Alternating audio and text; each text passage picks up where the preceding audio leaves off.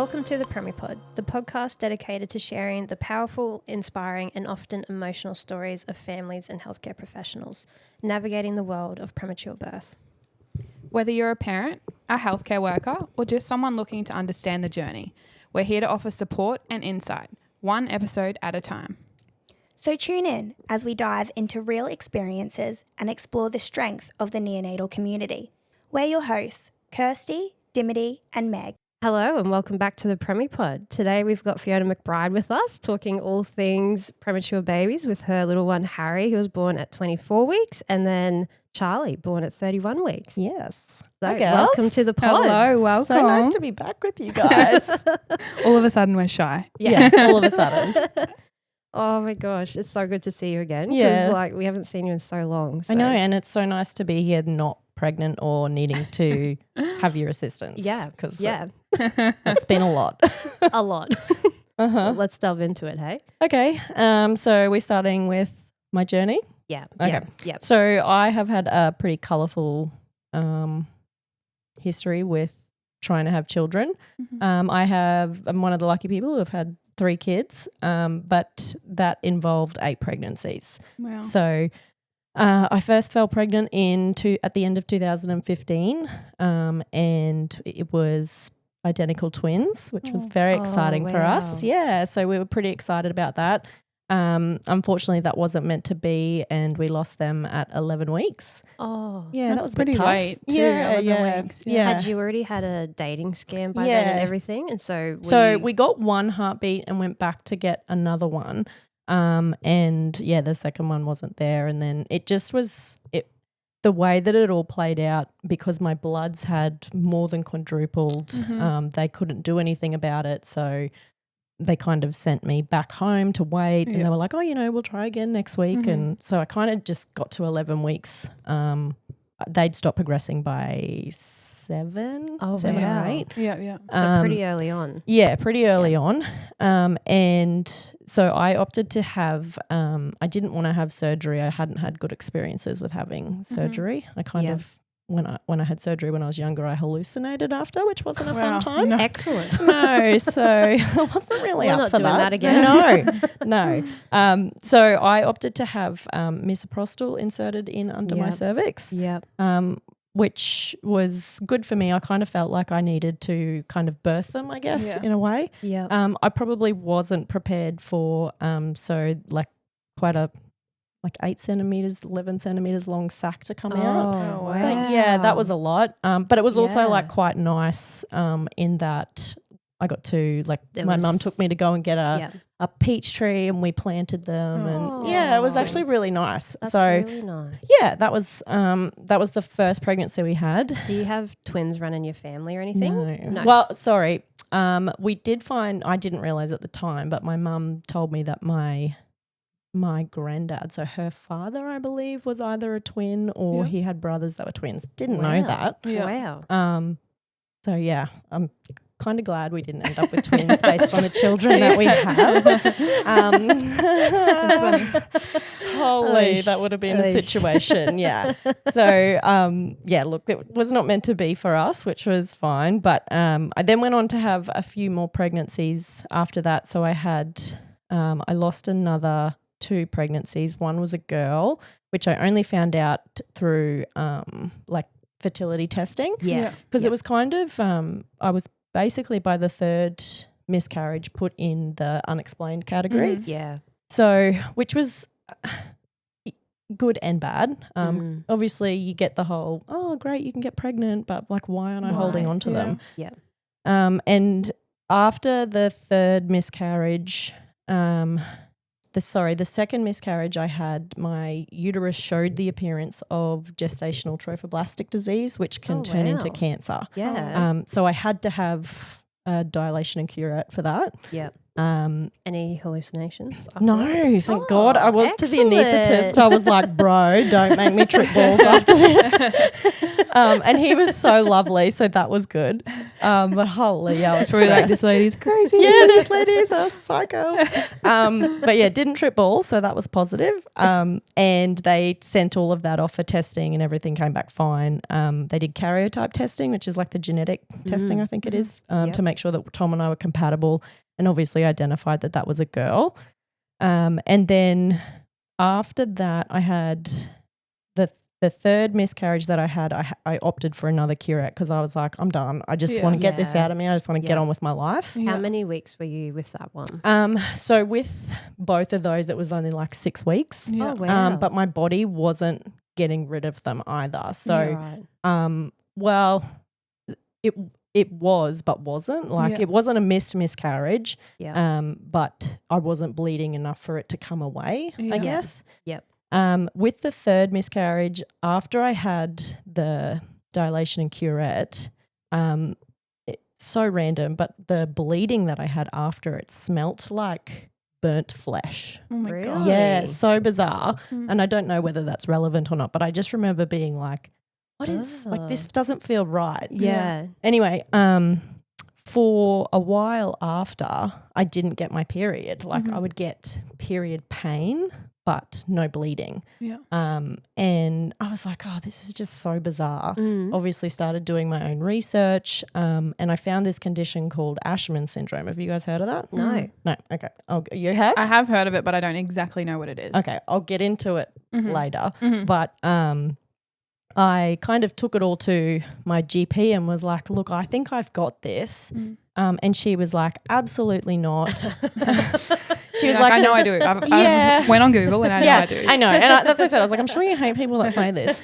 And she's like, no, the people who have performed your dilation and curettes are super skilled. Yeah. They're very highly trained. There's no way that they could have caused any sort of damage to your uterus. So like, absolutely not. Take this medication, you'll get your period. So I did. Did any, like, you know how you said after the third one they start investigating, did they say anything from any of that? Nothing. Everything came back perfect. Yeah, the right. only thing that we identified was that I have a genetic mutation called the MTHFR gene. Have you heard of that? No. No. Oh, so it basically means that you can't. A lot of people have it. Yeah, right. You can't metabolize folic acid. Oh, yes. Yes. I just haven't heard it in that yes. way, but yes. Yes. So I've got that genetic mutation. Right. And it's funny because my mum, when we found out that I have it, she was like, oh no, because my whole life I've been calling myself a genetic fuck up because I'm the only redhead in my family. And she's like, oh no, you're going to use this forever now. I was like, I've been telling you. Like, told you this from day one. Anyway, so yeah, I don't know if any of my siblings or anything have it, but yeah, I certainly do. So that was probably the major one, which having a copy of that. So I only have one copy of it. It can cause multiple miscarriages. Right. So we obviously then changed what I was taking and was taking folate, which is obviously the natural form of folate, not folic acid, which is the synthetic form. So anyway, got my period after taking the tablets from that GP, and we were actively trying not to fall pregnant because I wanted to investigate further. I wasn't getting answers that I wanted. So I had a temporary appointment booked with a specialist in Sydney to investigate natural killer cells. Deep dive. Deep dive, bro. I went deep on this shit. Okay, hold on. How did you get there? You need to take us back. Crazy. I don't know. We know it wasn't ChatGPT. Yeah, That's not invented yet. But that wasn't a thing. I just wasn't okay with just being a statistic. So, in my family, I'm one of 3 girls. No one in my family has ever had a miscarriage. My 2 sisters have 5 kids between them. My mum is one of 6. My nana was one of 16. So it was just such a shock that I couldn't hold on to these babies, right? I could get pregnant, but I just couldn't hold on. So just lots of research, I guess, trying to go outside of what the normal process of things were. We did see a naturopath as well. So we saw a naturopath before we had the third miscarriage as well. Got all of Tommy's testing done. He was all like, she presented it bad as they do. The naturopath was like, so 97% of, he's going to hate me saying that. Well, to be fair, I've written the book. So like in the book, this says this, saying so it out it's loud. fine. Yeah, I'm just saying it out loud. She's like, 97% of his sperm has like 2 heads and 2 tails. So if you fall pregnant with one of them, your body's just going to like basically kill it. And I was like, oh my fucking God, 97%. But if you actually look up, 4% is normal for men. Yeah, right. Like for their to be good. motility, like all of that. And I was like, fucking kidding me, bitch. Such a really low pass rate, right? Why would you deliver that information that way though? Like, my God. Anyway. So He would have been feeling like so bad too, hearing This that. is all my But fault. when you actually like talk to a fertility specialist as well, there's so much that goes into like men's count for things. So if they're a bit run down, like it can change dramatically. If they're not sleeping well, if they're not eating as well as they should be, like whereas like, and one sperm test is not a true indication of where they are. You have to do at least 3. Whereas she's like, oh yeah, they got 2 heads and 2 tails. You probably should stop. I'm like, I'm sorry, what? What? I'm going to have a deformed child? Like what? Hold on. Oh my God. So yeah, like the way you deliver things sometimes needs to be done better. But anyway. I love that the male pass rate is 4%. 4%, Only yeah. 4% has to be normal. Yeah. Like, what the hell? 96% is rubbish. That's crazy. Yeah, isn't it? So yeah, went deep diving on that stuff and found out that we were I was tracking ovulation, trying to make sure that we didn't have sex around ovulation and like all the things. Then went to CMC in 2018. Had the best time ever. The week before I'd had like a bit of a bleed, but like I didn't, like I used a tampon and then like it was clean by the time it came out like that afternoon and I was like, oh, that was weird. Anyway, off we trot with life. I'm going to CMC. And my mum messaged me like on the Monday when we were traveling home. She's like, did you get your period? And I was like, oh, I had like a bit of a bleed. And she's like, I hope it wasn't an implantation bleed. And I was like, I don't even want to think about that. I'll talk to you later. And then you're like, that's all I can think about. Yeah. So I did a test that night and it was the most positive shit I've ever seen. And I like came storming out to Tom and I was like, what the fuck? And he's like, that's exciting. He's like, well, should we be happy? And I was like, we were trying not to. Like, and I guess like at that point, yes, it was pregnancy number 4. So I just didn't want to deal with losing it again. So I was just like, and detached. I guess you were kind of expecting to lose it. I was like, great, we're just going to start this shit all over again. I'm going to push back having to see the specialist. Like, this you've got to sucks. go in for another DNC. Like, that's what you're thinking. Yeah. Anyway, like things progressed with Addie. We did have like a high risk pregnancy, I guess, because I had quite a few complications with her. So when I went in for my 12-week scan, they found that she had a velamentous cord insertion, which is where the placenta, where the cord inserts like off to the side, not in the center of the placenta. Yep. And then I also had placenta previa. So they were like, you need to stay near a hospital. Like I was wrapped up in cotton wool. They were like, this could rupture at any time. I also had a amniotic shelf, which was just like scar tissue essentially. What I didn't know at the time was all of these were symptoms as well of having Asherman syndrome, which I mentioned earlier. Fun little fact for you. Anyway. You're like, GP, I was right. Bro, wow. Just you wait. It gets worse. Anyway, Addie was fine. She, my waters broke with her, and it was a very, very long labour. And this is all at term. My waters broke at 37 and 5 with her, and I delivered her at like 38 and 1, like 3 days later. Yeah, and you it said was- you'd like to do that before I work. would still do that over. I would still do that. Let me tell you. Sidebar. Oh my God. Before this episode. So, no, it's okay. So I have written a book, everyone. So you can read that in the book. It's written there, plain and simple. So with the 2 boys, I had a classical C-section, which means you are cut basically horizontal on the outside and vertical on the inside.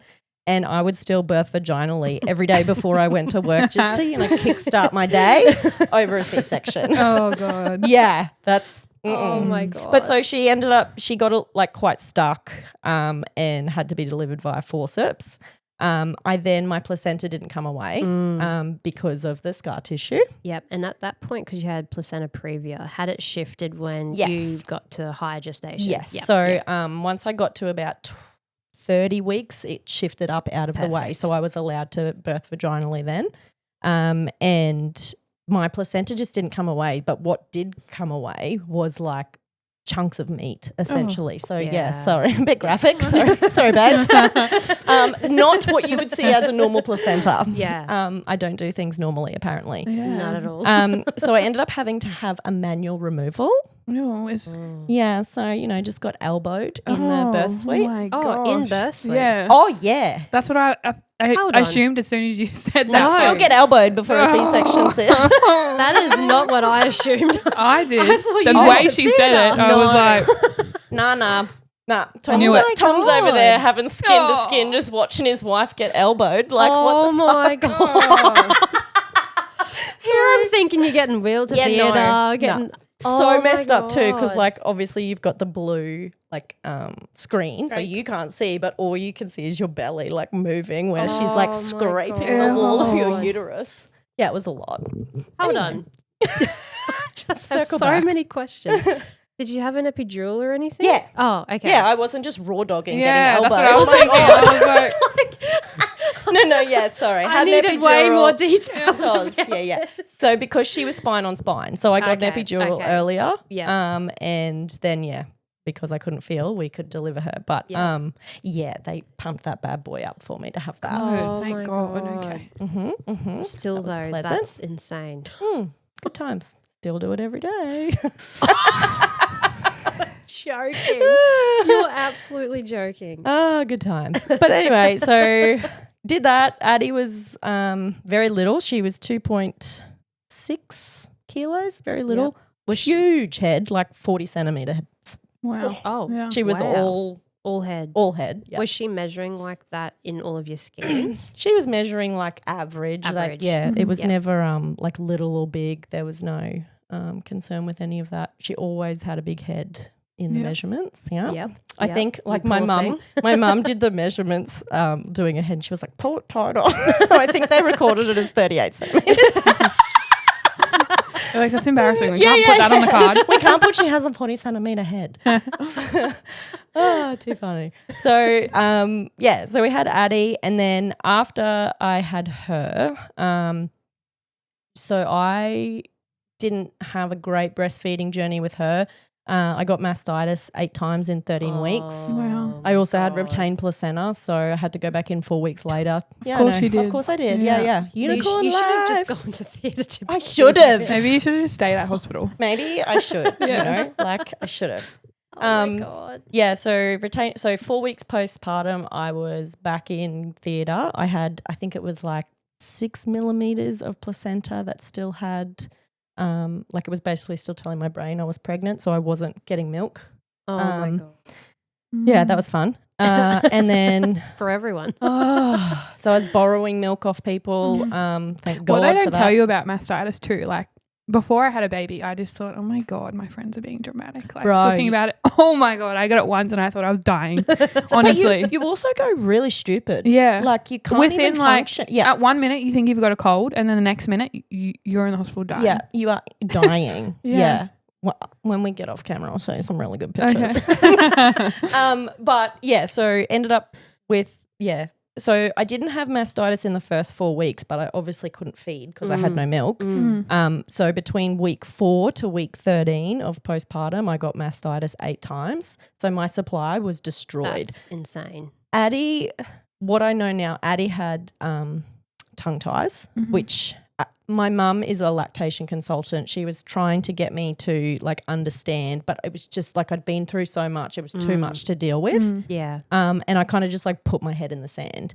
And I didn't get them released, put her on a bottle, which was still shit. She still would like dribble everywhere. And it actually affected her in her movement as well. So when she was 11 months old, she still couldn't roll from her back to belly because the tie in her tongue was putting strain on the major nerve in the back of her neck. So I ended up having to do months of physio with her from about 11 months through to 18 months. Met an amazing physio who I still see with Harry. He has seen some shit, let me tell you. Shout out You've to like Simon. booked him out. Oh, mate, he knows. He's like, oh, fuck, she's back. And another kid. Yeah. Every time he's like, what have you done? We'll tag Simon. Yeah, please do. He'll Big love shout that. out. Yeah, big shout out. So, yeah, anyway, with Addie, about 9 months postpartum, I still hadn't had a period return. And obviously I was no longer breastfeeding. I wasn't there was no reason for it not to return, but I was starting to get the pain again every 28 days, severe pain that would almost like knock me for a day.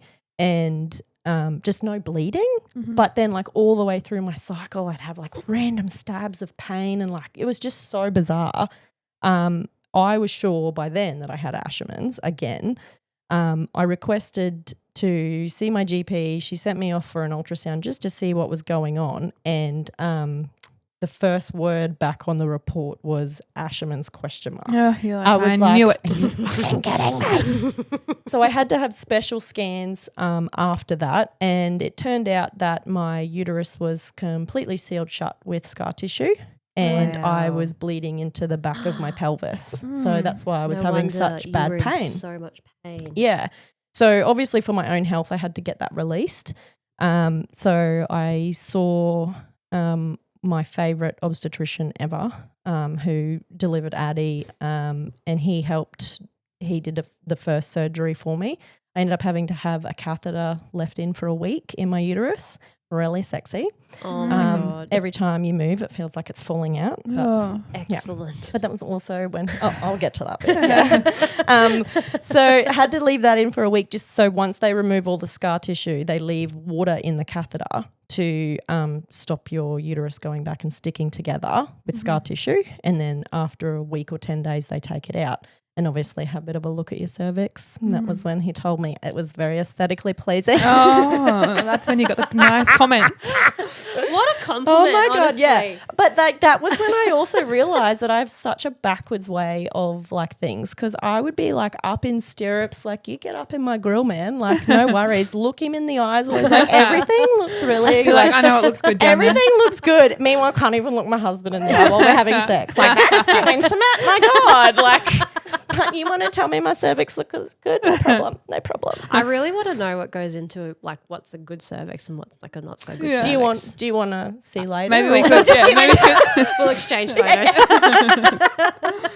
Oh, it's so good. So that surgery didn't actually work. I ended up having a scan where they put blue dye in, and you could see as soon as the dye like went into my uterus through my cervix, it kind of like hit a wall and just came back around. So there was just something stopping both the tubes as well.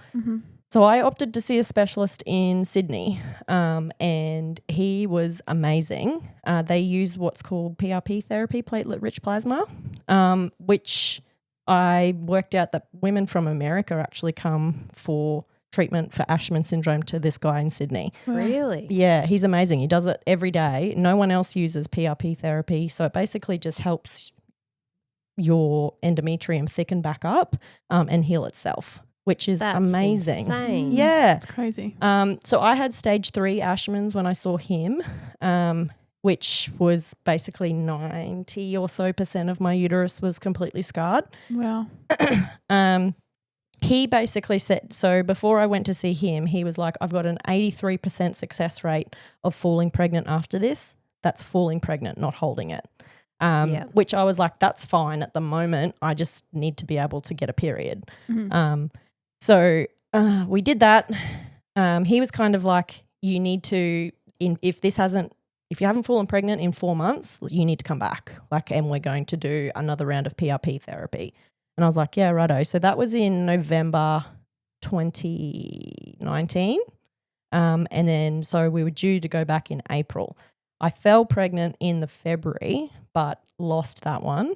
And then kind of COVID hit, like in 2020, and all elective fertility, that sort of stuff was shut down. So I was like, okay, well, we're not going. We've missed the boat there anyway. So Tom and I just like got real drunk one night.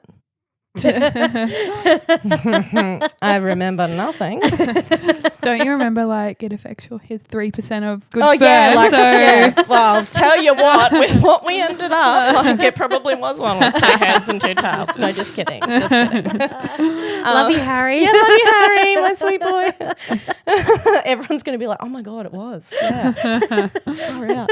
So yeah, we ended up, so I remember it distinctly. I was like, I woke up the next morning, I was so hungover, and I was like, did we have sex last night? And he's like, yeah, we did. Like, he's the man, you know? And I was like, I hate you. But so I was like, oh my God, I probably need to check if I'm ovulating, because it was 2 weeks to the day that I'd lost the previous baby. And I was like trying to work out where I was in my cycle, and I got like the big positive ovulation test. Yeah. And I was like, oh my, and I walked out and I was like, I'm pregnant. And he's like, What? The sperm was probably still swimming, and you're like, I'm pregnant. No, I was like trying really hard to get up there. I'm gonna be pregnant, and I always said I didn't want a fucking Christmas baby, and here we are. And it's gonna be due on Christmas Day, I bet. And he was like, righto. Like a couple of days later, I had some spotting, and I was like, I'm pregnant. Here it is. Yeah, implantation bleed. Yeah, it fucking was. And then like I think it was like 11 days before my period was due. So like. I don't even know how many days post ovulation that would be, but I was like, oh, I'm going to go do a test. There was a line there. Oh my God. Yeah. That's so early. And I was like, holy, I'm having this baby. I was like, this is going to stick. This is what's happening. And it was quite good because obviously we were allowed to work from home then, so I could like keep it under wraps a little bit. Yeah. I don't know why I wanted to. There was just something the whole time through Harry's pregnancy that I never wanted to announce it. And I guess obviously knowing now what I know, I think something in me knew that it was never going to progress as far as it should have. But around the 7-week mark, I lost all symptoms. I was just like, oh, cool, here we go again. Went for a scan to double check, and I had just like completely checked out because I've never walked out of one of these scans knowing that the baby was still there. And like she brought it up on the screen. She was like, oh, there you go, little heartbeat. And I was like, are you fucking kidding me? And she was like, oh, she was so like, what the? I was like, what a little toad. I was like, I've never had this happen. So yeah, rang Tom, rang Mum. I was like, it's still alive. And they were like, what? Like no one was expecting that phone call. Yeah. And then so that pregnancy progressed around like around the 17, 18 week mark. I started to like feel like I had a heartbeat in both flaps. Oh, yeah, no. Yeah. So I was like sure that I was having varicose veins. Yeah. So I was like, Go on, so tell good. us. Yeah. So I actually found these little, oh my God, I have to show you the photo after this. I found these little, like they were animal little faces, like a dog face. I have no idea where this is going to go. Yeah, you No don't. idea. Yeah. So like I'd keep them in the freezer, and because I was working from home, I'd sit on like these little ice packs on my flaps. No, it gets better. Sit on these ice packs on my flaps, dealing with like complaints, like how good, like living my best life. You have no idea what I'm doing. You have no idea what I'm dealing with, but anyway, yeah, your car is not my problem, but anyway. So yeah, and I had those on like all the time. I just like rotate them, obviously like wash them, rotate them around, like whatever. And I came home one night and Tom's like, oi babe, I found these new ice packs in the freezer. How good's it in me drink? And I was like, yeah, yeah, that's good. He just had like my flat pack essentially in his drink. It Oh was my so God. good. Poor Tom. He's like, oh, okay. He I've was so expected proud this. of it. Yeah, he's like, look at this, it's prime. Oh, even Fits better. in perfect. Yeah. Oh, bless He him. really should know by now. He should. Like, it's his Whatever own you fault. find, Yeah. don't fucking Yeah, touch just it. be careful, bro. Ask questions. Ask questions. Anyway, so that was probably the only issue I had through that pregnancy. I didn't have varicose veins. Like, obviously, I got a mirror out and checked, but we're all sweet. Aesthetically pleasing, you know. But yeah, I just like felt pressure, which I now think is what was starting to happen leading up to what did happen. So then around week 23, so I was 23 and 6, I just told my workplace that I was pregnant. Well, you kind of felt safe then. Like you had your morphology and yeah, everything. and so I had the morphology late, and it was I think I was like 22 weeks when I had that, and everything was great with Harry, cervix long and closed, like no issue. So you just like don't think anything's going to happen, right? And then I was 23 and 6, and I can remember getting in the car this morning, and I just felt like a little bit of a backache, and I remember in my head going, oh God, imagine if that was contractions. And at the time, I was thinking about a friend of mine who had lost a baby at 22 weeks. And the way that the universe works, right? So her husband was actually painting my mum's house at the time. Wow. So weird. So like that day I went around to mum's, like I didn't say anything to her about the back pain I was experiencing because it didn't stay. It was just like a moment. Yeah. And like we ended up talking about this girl and how like she lost her baby and that sort of thing. And she doesn't know this, my friend. We've now become even more close since everything happened. But we're talking about her losing her baby at 22 weeks. And I was like, oh, I just couldn't even imagine. And then like went home, put Addie in the bath, and I sat down and I just, you might not know, but when you're pregnant, like gloop falls out. Yeah, it's really elegant. Yeah. Just another thing to look It's forward really to. delicious. It's gorgeous. Yeah, it's glamorous. So I sat down on like the stool that I had and I just like felt all this shit fall out. And I was like, oh, it's fucked. So I was like, oh, I'm just going to go clean myself up. When I got to the toilet, like the mucus plug was basically sitting on and there was like blood and everything in it. And I was like, well, this isn't good. But like in my gut, I was like, the baby's fine, but I just need to go. Like I need to go. Tom walked in the door and I was like, look, I'm going to duck up to the hospital because. You're like BRB. Yeah. And like because I wasn't like panicked or anything, he's like, oh, righto. See ya. See you when I see you. Yeah. I didn't even say bye to Addie because I was like, oh, I'll be back soon. Like it's all good. Yeah. And how old was she? She was 18 months. Yeah. Yeah. So went up to the hospital. So yeah, this was 23 and 6. Called my midwife, went up to the hospital, and the registrar, so my mum works at the hospital where I live and she's very well known, very well respected. So everyone was really excited to see me But your mum was not. Well, mum wasn't there, but she was just like, oh yeah, like it's fine. Like you're better off getting checked. And the registrar, I think it was the registrar. Yeah. So she like loves my mum. She wanted to talk to me, like whatever. And I was like, yeah, babes, get up in there. We'll have a conversation while you're having a look. And so she like put the speculum in, like had the light and stuff. And she just like popped her head up and was I've never seen this before. Get the consultant to my midwife. And I was like, of course you haven't. I was like, and I actually said that. I was like, if I had $1 for every time someone said that. And my midwife was like, she was beautiful, but she was just like a little bit ditzy, which I loved. And she was like, oh, do you want to just tell Fiona like what you think you've seen? And I'll just pop off and like off I go. And she was like, get the consultant. Like seriously. You're probably like got your phone and you're like, what? Can you tell me? Like I need you to paint a picture. But she was like, okay, what I think I'm looking at is 3 centimeters dilated with bulging membranes. And I was like, awesome. She's just like holding the speculum in me. And I was like, oh no. Oh my God. And I just like stared at the ceiling for a bit. And then the consultant came in. She was lovely. And she had a quick look and she was like, yep. And she just went, this is shit. And she's like, what do you want us to do?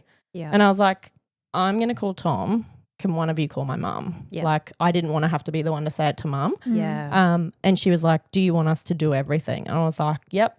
She's like, okay, what we're going to start with is magnesium, like all the things. And I obviously knew being that early I would be transferred. Yep. And that they would try and keep the baby in as long as possible. So I rang Tom and was just like, I'm getting transferred to Brisbane. I'm getting transferred.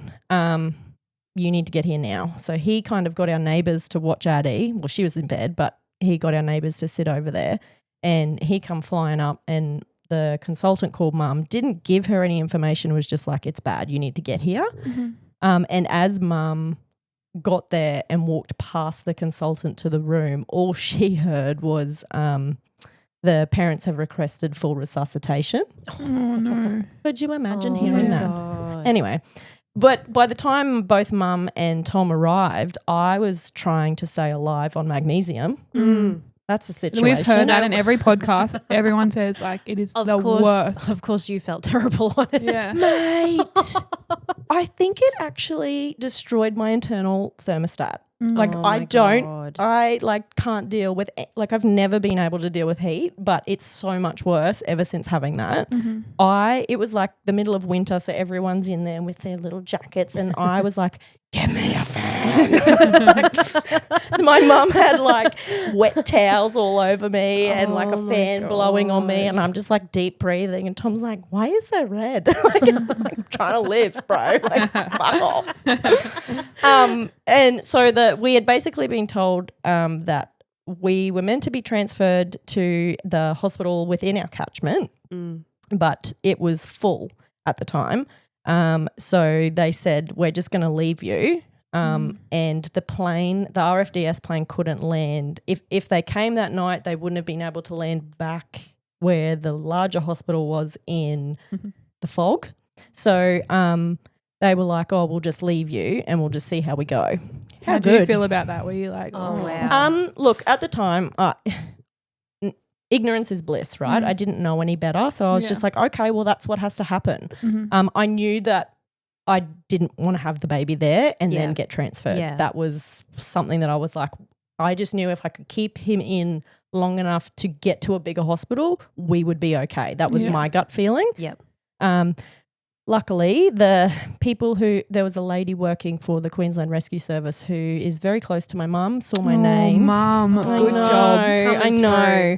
So saw my name and was like, oh my God. So called another hospital who accepted me. There was an RFDS flight available. Just like the way things all happened, it was like we were meant to come to this other hospital. Yeah. Anyway, the RFDS arrived, the specialist nurse arrived, and they had to check me just before to make sure I hadn't kept dilating. And there was two of the worst moments. So it was that internal check because I was just like willing my body not to have dilated any further because they were like, if you get to 5, we have to deliver. Like we can't stop it. And my whole body was just like, like, that anxiety, like shaking. Yeah. And I just like had my head buried in Tom's chest. And when she was like, you've stopped dilating, I was like, Thank God. oh, God. So, they loaded me up and we got sent to the other town. The other saddest part of that all was as the elevator's doors closed and Tom and Mum turned to hug each other, I was like, oh. Did they stay back together? Well, Tom drove through the night and Mum was like, oh, go like sort Addie. Oh, I think his parents actually had Addie. Mum hadn't slept, so she was like, I need to go home and sleep and then we'll work things out, like it'll be fine. Yep. So Tom drove through the night because this would have been, I think I got transferred at like midnight maybe. And then by the time I got to the hospital, it was like 4 a.m. The hospital that I got to, they were so good. They, the RFDS actually, I have to commend them. That man treated me like I was the most precious cargo he has ever had to transport. And I was like, thank you. That's so nice. Yeah, but it's just like the little moments of things like that you you remember, like I can remember like flying and you're lying down and taking off, like seeing my hometown like disappear, and I'm like, oh my God, my other daughter's there. Yeah. Oh dear, and I don't know when I'm going to see you. That was hard. And that's probably the most traumatic part out of a lot of this, was having to leave her. And you especially didn't like really- your first baby as well. You're like, Oh you my never want to God. leave them. And it's just like, Like you it- didn't really get to say goodbye. I didn't either. No, so I'd never spent a night away from her by that point. So like all of a sudden, mum and dad both aren't there. You're having sleepovers with everyone else. she's like probably it's- living the life though. Oh, of course she was. Of course Ice she was. cream. Yeah. And Lollies. we're so lucky that we had that and that people could do that for us. But yeah, for me, I was like, oh my God. But when we arrived in the town, the hospital I met with, I assume the registrar, and she was like, look, you're not dilating any further. You've stopped contracting. I think the best thing is we just monitor you for a little bit longer and like leave you to it. And I was like, please, like I don't want to be rushed off to theatre if I don't have to. By that point, I was 24 weeks, so I just ticked over. Did they give you steroids as well? Yes, sorry. So I had magnesium, steroids. I think that's all they Yeah, I give think you. that's it. Yeah. Yeah.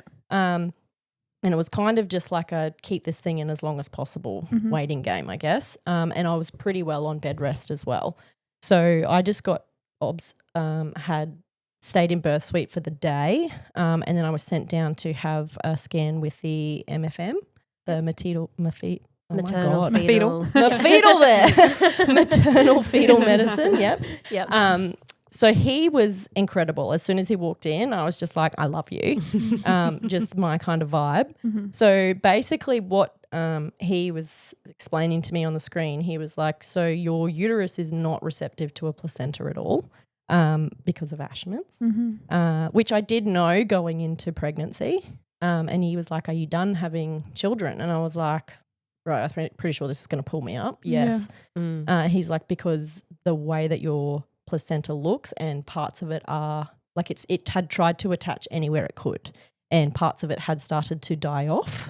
Oh Yeah. my goodness. So he was like, based on how it looks, if I can't get it off your uterine wall, I'm Just going to gonna have to take it. it will be a full hysterectomy. And I was like, Oh I my did know God. that was a risk coming into pregnancy with like post Asherman. So yeah, okay, no worries. You just keep me alive and we're good. Yeah.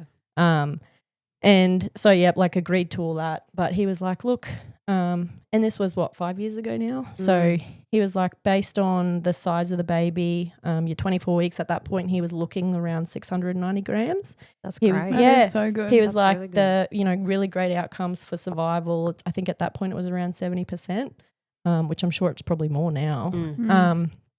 And yeah, he was like, but obviously the longer you keep the baby in, the better. And obviously explained the issues if I was to, he was breech at that point. He's like, we want to keep him as far away from your uterus from your cervix as possible. So I was just on bed rest the whole time, listening to Jasmine's episode where she was afraid to poo. Yeah. Babe, That was you? that was me. Honestly, it's such a low point when you're sitting on the toilet holding your perineum because you're scared that your baby is going to fall out of your vagina. Yeah. Like, and no one told me to do that. I was just like, It's like hold it in there. You're like You're not- squeezing how but do not you- squeezing. how do you like hold your pelvic floor and relax your sphincter? Not did easy, it. team. Just try and give it a go. Yeah. Not easy. Not easy. We'll practice later. Yeah. That can be off camera. Yeah, so that was terrifying doing that. And I was still bleeding the whole time. So I was bleeding. I was having a slow leak the whole time of amniotic fluid, which they kept monitoring me the whole time. And did they have you on antibiotics for that? Yeah. So I was on antibiotics for that as well. And so for the 3 days that we were there before Harry was born, it just didn't work out to get a tour of NICU. Yeah. We ended up like we were 24 and 2 and it was like late in the afternoon, evening that they were like, yep, okay, we can take you over now. And I had said to, for whatever reason, I was just really worried about how Tom would cope because I was fine. I just felt like everything, I don't know whether I was feel like naive that's always or. the way too. It's always the dads that you look at and they're like, oh my God. Yeah. But then I was like, okay, these babies are going to be all skin and bone. There's going to be lots of tubes and wires. Like they're going to be really little. You're probably going to be able to see through their skin. Like, and he was like, yeah, no, like it'll be fine. Anyway, we went in, did the tour. It was so nice to see like babies of a similar gestation or then like how they'd progressed. And like none of it scared me. None of it scared Tom. But it was almost like after the tour, my body was like, you're good. Like you're safe. You can let go now. Because, that evening I woke up, it was 1:17 a.m. I remember looking at my watch going, okay, they're going to come in to do ob soon. And then that big gush of fluid and I was like, no, trying to like pull the waters back in because I just knew, I was like, this is it. Like we're going. Yeah. And I hit the buzzer and the midwife come in. I was like, I'm sorry, like my waters are broken everywhere. And she was like, that's all right, doll, I'll sort the bed out. She's like, you're about 34, 35 weeks, aren't you? I was like, no, I'm 24 and 3. And she was like, I'm just going to call the registrar. In first week. Yeah. And I was like, okay, I'm just going to go clean myself up. And I think back now and I'm like, you fucking idiot. Why did I do that? Yeah. So I just like tootled off to the toilet, like stripped myself off, like standing vertically, like what an idiot. No. Yeah, I know. Then went back and sat down and waited for her to finish my bed. And You're then like probably on the side of the bed. I was just like, like waiting. And then the like young registrar came in. He's like, oh, I just need to examine you. I was like, yeah, no worries. Like got back on the bed. And I was still gushing and he's like, I can't see anything like with you gushing. Is it okay if I like use my hand? And I was like, yeah, go for gold, bro. As soon as he like got in there, he's like, I've got a foot, get on your hands and knees. And I like moved so quick to get on my hands and knees. And I was like, a fucking foot. There's a foot hanging out of my vagina. Oh no.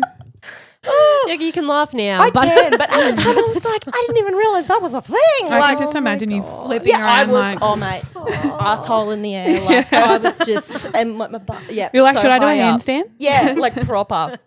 And so I'm trying to like calmly ring Tom and they're like wheeling me into birth suite, like ass out, like no biggie. But you don't care at that point either. Like you've had a kid, like you're just like, Whatever. like you do you, bro. Like I was just trying to stay calm. And I was like, oh, I'm getting wheeled into birth suite. You need to get over here. And he's like sorted over. He had like blisters from these new shoes that he'd bought. Oh, I love how you remember that. Oh mate, it's like so a couple of days before, because driving he'd forgotten thongs. He wore he bought these like servo thongs. Yeah.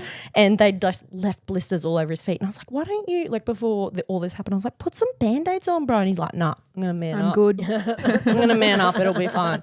Anyway, like because I'm like on my hands and knees looking down, he just like appeared and I'm like, what the fuck happened to your feet? They're just covered in blood. He just like ripped his blisters to shreds, sooting it over. But he didn't complain, bless him. I love the first thing you're like, ew. Yeah, I'm like, ew, what is wrong with you? Meanwhile, my ass is like in the air. But I do. Foot out. Yeah, foot hanging out. How good. I do also distinctly remember how ironic it was that I was like in that position on my hands and knees. I was like, this is probably how we got here. Into that mess. Yep, how good. Love that for me. Real full circle moment. How good. Yeah. You're like, I won't be doing that again. Yeah. Anyway, we got like, I don't remember the specifics then because we obviously got separated. And because it was COVID, I thought that he wouldn't be allowed in. But he obviously got sent off to get scrubs and I was in like, the halfway room, I guess, where they're putting the needle in and stuff. And I just remember being like, oh man, I hope this young doctor like doesn't let me die. Like thinking he was going to be doing the surgery. Idiot. Anyway, the MFM popped up and I was like, hello.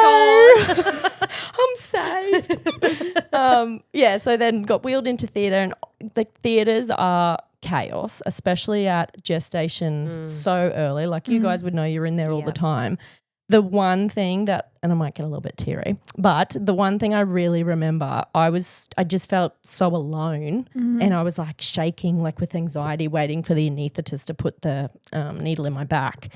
And this beautiful big like burly nurse come over to me, had a beard like sticking out of his thing. And he's like, just like put his hand on my leg and was like, I just need you to hold really still. You're doing such a good job. And I was like, okay. like you just, it's so easy to get lost in a theatre room, right? Yeah. Like, but it's people like that you especially just like, because thank you. everyone knew what was going to happen except for you. Yeah, And you're exactly. Like they're all doing their thing, which was Yeah. fantastic, but no one was with me. Yeah. You. So yeah, that was like one thing that I will never forget. And I just remember he had tattoos up his arm, and I was like, why is they're this man doing this? It's so they're nice. actually the OSOs, you know that. Like I've learned that from having a C-section myself. They're not nurses or anything. Oh, they're not? They're like the people that go around the hospital and do Like like the little jobs. orderlies. Like the and- orderlies. Yes. Oh my God. Yes. Am I right? Yeah. Yeah. Oh my sometimes, God. yeah. Like he was incredible. That's so sweet. Yeah. And you don't expect that from a big No, building. you don't. Like, yeah, full tattoos, everything. You're like, and thank you, give me a go. Yeah, I was like, thank you, just hold me. So that was nice. And then Tom suddenly appeared once I was on my back, and I was like, oh, thank God. Like, okay, we're Yeah. good now. Yeah. But I really believe that I just like completely left my body. Like I dissociation is looked at pretty negatively, but it's a skill of mine. Yeah. I'm very proud of that Very skill. good at it. Yeah, very good at dissociating. But it was like I kind of just like left my body and just watched it all. Yeah. And like at no point did I think Harry was going to die or that I was going to die. I was That's just good. like, we're good. Like we're fine. We're in the right place, and this is all happening the way it's meant to. So anyway, the doctor got him out, and he quickly like pulled him out. He gave a little squeak, like the Oh, tiniest good. little cry ever. Oh. And he was like, look, quick. Like, and we looked over the thing, and then they like raced off to intubate him, which was awesome. And then, yeah, the staff kind of like, Tom got to cut the cord. Good. They had to intubate him right away, put him in his little Ziploc bag to keep him warm. Not the Ziploc bag. Yeah, the Ziploc bag yes. for us early preemie mums. They're the memes, you know. People are like, oh, let's see pictures of your newborn. You don't want to see that. Like, it's pretty fucked up. Oh, man. They're in a sandwich bag. Yeah, literally. Yeah, so he was all good. Tom, got videos of Tom cutting the cord and all that. And then, the nurses were beautiful, like holding him right near me, explaining like what was happening. I don't remember that at all though. I'd completely checked out. So like I watched videos of it, and like in the videos I'm thanking them, like real Do you look at the teary. videos and think, oh my God, like that's not me? No, Or yeah, you like look at it and completely you detached. Yeah, completely detached from it. And I really like the whole time we were, I would say probably the first nearly 12 months of Harry's life, I was completely disconnected, detached, in survival mode of just trying to keep this thing alive and trying to keep myself alive. Yeah. And it was just like I thrive on routine. So like the NICU life, bro, think all about routine. Yeah. So Yeah. I don't remember, I got really sick. The endone like cooked me. So I was high as a kite, and Tom says that they wheeled me past to see Harry on the way to wow, maternity. So you can't even remember. Can't remember that. Wow. And I don't remember coming to see him the next day. I can see the photos of it. What I remember feeling though is really hot. Because NICU is boiling. Yeah. And then, oh my God. And it was like, oh God, it was so hot. And I'm like, I'm going to pass out. Like, I'm not okay. Get me out of here. You need to take me back to the I room. need some air conditioning. And like, and being so early, like everything is hot. Yeah. So like I would, and people would be like, oh, you should express in the room with your baby. And I'm like, I'm trying not to die. Do you want me Yeah, to pass like out? I'm too hot. And it was just, so hot. But anyway, like, Tom took lots of photos for me so that I could see him, because obviously I could barely move, having had that C-section. But he did really well, Harry. Like I can remember as well. So I wrote every day in a book to keep myself so that I could remember everything at some point. And I was rereading it recently, and in it, I had written about the fact that Harry didn't have any brain bleeds, which the doctor had said was quite rare for a 24-weeker. Yeah, That is very rare. no brain bleeds, which is amazing. And like Charlie was at 31 and he had a brain bleed. So it's like, what? You just can't Yeah, like you pick can't what's pick going to it. happen. No. Yeah. So Harry's a special little dude. He's always just needed time. And he did get sick. He really didn't have any like we never needed surgery, nothing like that. his issue was just breathing, and obviously kicking his way into the world Yeah. too friggin' early. But yeah, so he just needed respiratory support pretty much. He got MRSA at about 4 weeks, which meant In his breathing tube. Yeah. So he ended up, the first antibiotics didn't work, but then they changed him to vancomycin. That's the one I love how you remember that. That's the one I remember. I'm like, get the vank. Because, oh my God, I broke it. No. Did I? Broken? No. No, I can't hear myself. Oh. Oh. I might have broken it. Sorry. No. No. Can you hear yourself now? We can hear you. Oh, they. Okay. Can well, you I'm gonna hear keep yourself? talking. Not at all. Oh. Hold on. There we go. Oh, there you go. I can hear myself Okay, again. okay. Jesus. I won't get too intense with my stories. Get the bank. Anyway, so yeah, that's the one I do remember.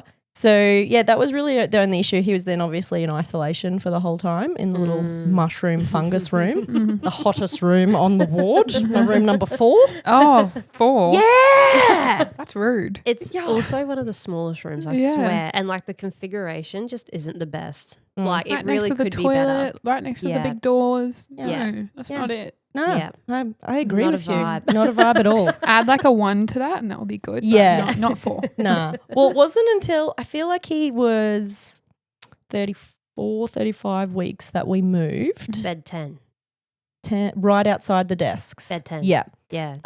And like when we were going, because everyone has to hold things, I was like videoing everyone doing like the what do you hold on to people when you're dancing and do you kick your The leg? cha-cha. Yeah, the cha-cha. I couldn't think for a sec. Like Tom and the 2 nurses and carrying Harry with all this shit. Like, so funny. But we were so excited. We had a window. window room. Yes. Like natural light. Stop it. Crazy. But yeah, so he just needed time. He stayed on vent for about 7 weeks, I think. No, Yeah. that's ages. Yes. Yeah. Well, maybe not 7, 6.5, I think. But it was a So long pretty time. much 7, Yeah. yeah. And I was like, come on, bro. Like, I'm Yeah. like the most impatient. Had they tried to extubate him and he failed, or did they he not kept even try? splinting? Is that a thing? Is that what Yeah, it so is? he was fighting the ventilator. Yeah. Yeah. And he would get quite a big leak as well. Yep. Like a Yep. yeah. So he just I don't know what his deal was, to be honest. Here's a lot. But when he moved to CPAP, like that was good. Like good Yep. for him. But then having like skin on skin while they're on like 37-degree bloody bubbling friggin' water and I'm Yeah. the hottest human ever, and then they're putting hot blankets Blanket. on. I'm like, You're like, no, I don't want that. You know sis. what? Like, Tom can do skin to skin. yeah, today. I would be. I'd be like, do you want skin to skin? Like, I'm too hot. I need the air-conditioned room. This is too hot down here. I've had a dad bring a fan in once. Oh, He was and because I I'd get so sweat hot. and then he'd sweat, I Yep. was like, I stank. Yep. Like it was just foul. Yep. Beautiful moment. Sorry. It's a really beautiful moment. You All know. the skin to skin, so great. Yeah. But it was just hot. Yeah.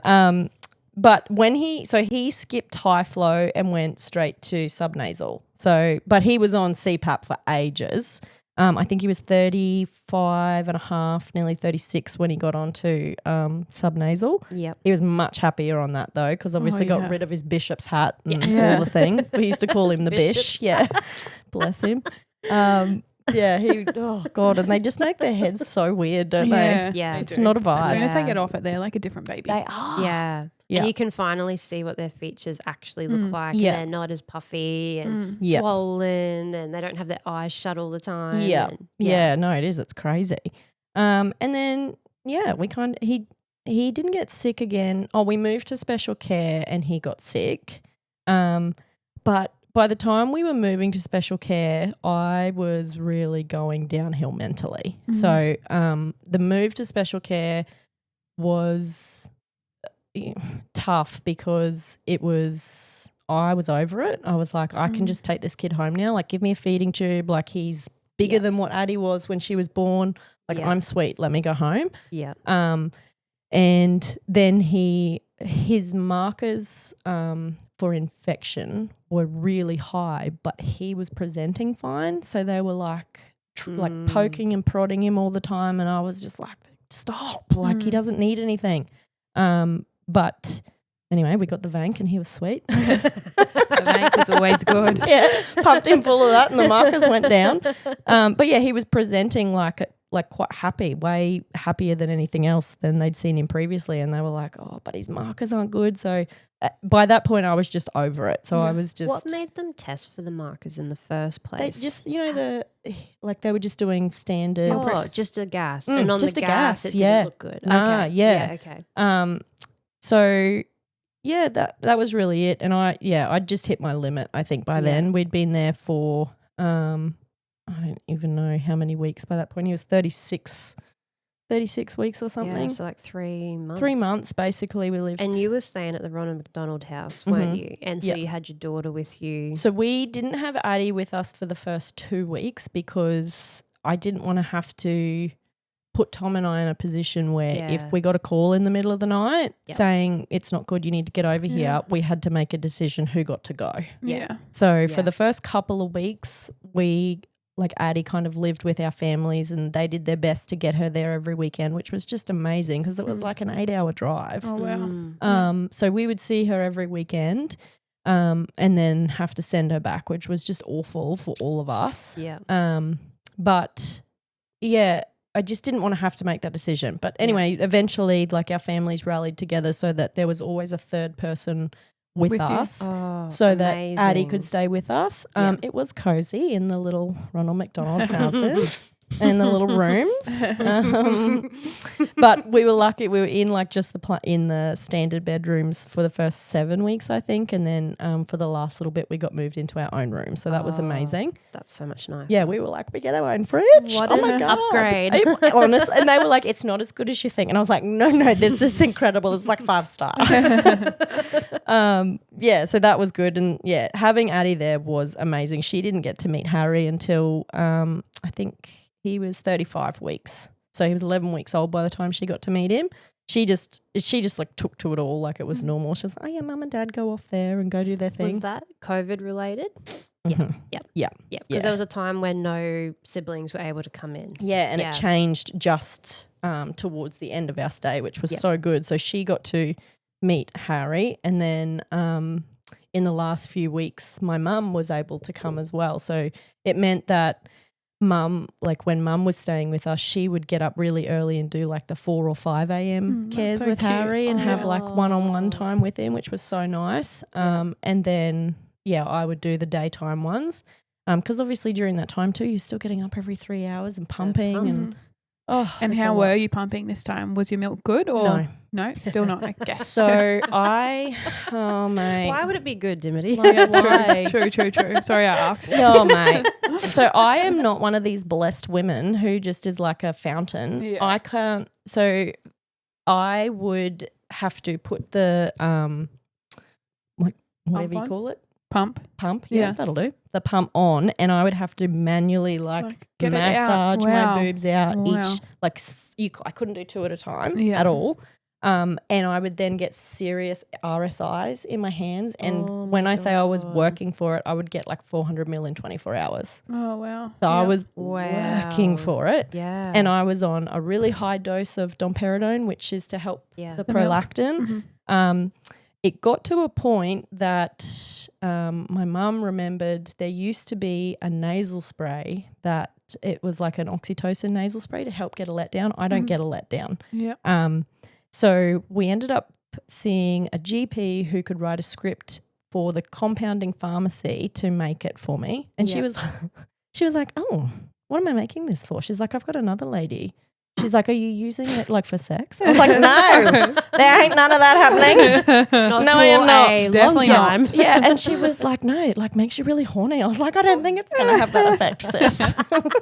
You're going to need to do some serious dosing there. No. And she was like, okay, let me know how you go. But anyway, so I'd spray it in my nostril and all of a sudden I would get a letdown, which was incredible. So my Never milk even heard supply, of it. It's not cheap. It was $250 for a 7-day supply. Jesus. No. The things I did for this kid, let me tell you. Yeah, wow. So I'd be there snorting me little oxytocin spray, sitting there getting some milk. Wow. Yeah, it was a lot. So how much did that increase your milk by?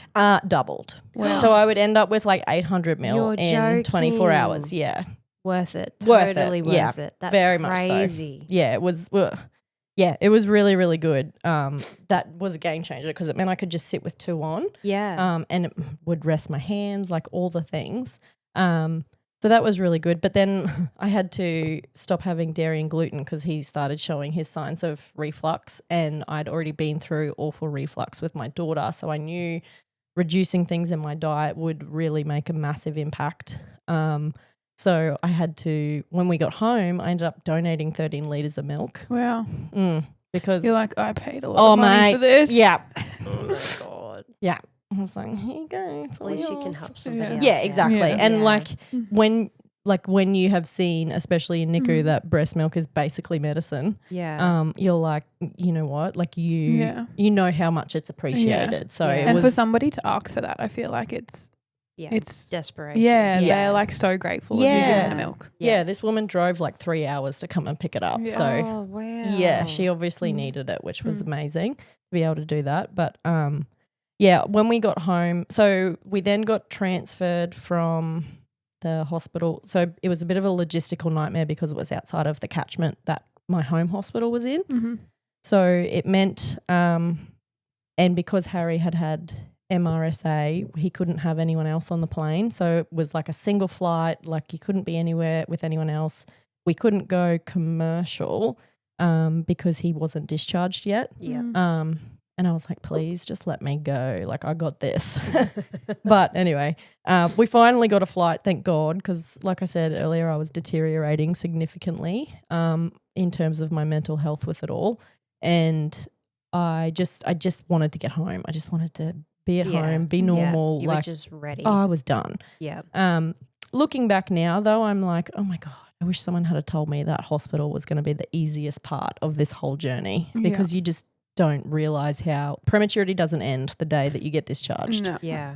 Which is myself included. I thought it would too.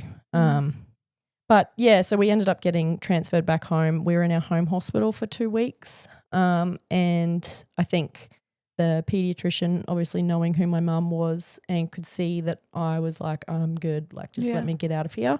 Being a second-time mum, we got discharged at 39 weeks. Wow. Amazing. And were you on oxygen? Yes. Home oxygen for 4.5 months with Harry, which was pretty interesting with a toddler as well. Addie would just walk along and unplug him. Oh, gorgeous. How good. He's like, see you later. She'd be like, what's this? Off we trot. We'd be like, oh, he kind of needs that to live. This is important. Yeah, we need to leave that, babes. Oh. And Yeah. she's like, undo? Yeah. Oh, man. And then, like, yeah, she would just, like, put all of her toys on top of him so that, like, Oh my people don't tell you that the God. biggest fear of having, like, 2 kids, your other kid accidentally killing the other one. Like, Yeah. there you go. Great. That's something Thank you you. got to... You told me all this stuff about not having any. Soz Getting babes. scared. Yeah. 2 kids is a lot. 2 kids is the Story's worst number. Story's gonna bring him all her favourite toys. Yeah. Yeah, she will. Yeah. Like, yeah, you just, but they do it like in a loving way, but then like they're all on top of them, so they might suffocate. Yeah. No Okay. biggie. Gorgeous. Yeah. Okay.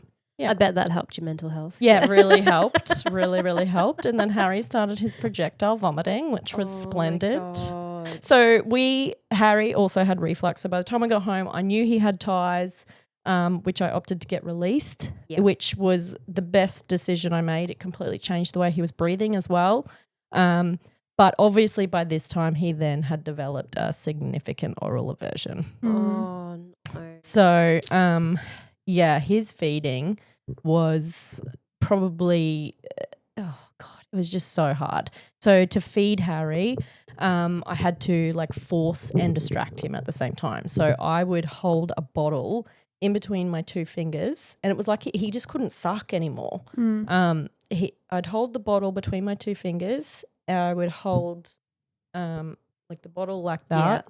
Yeah. My fingers around his cheek, one under his chin, and I would be bouncing on a exercise ball the whole time. Oh my gosh. So gosh. strap this kid in, hold it around his face, and you'd just be bouncing, and he'd be fighting the whole time. Oh my no. God. And so like then you'd have to burp him, and like it would take over an hour to feed him for each feed.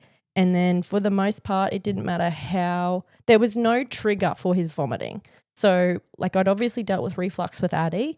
Hers was horrendous as well. Like she just screamed for the first 6 months of her life. Like we have to keep her up 24 hours a day.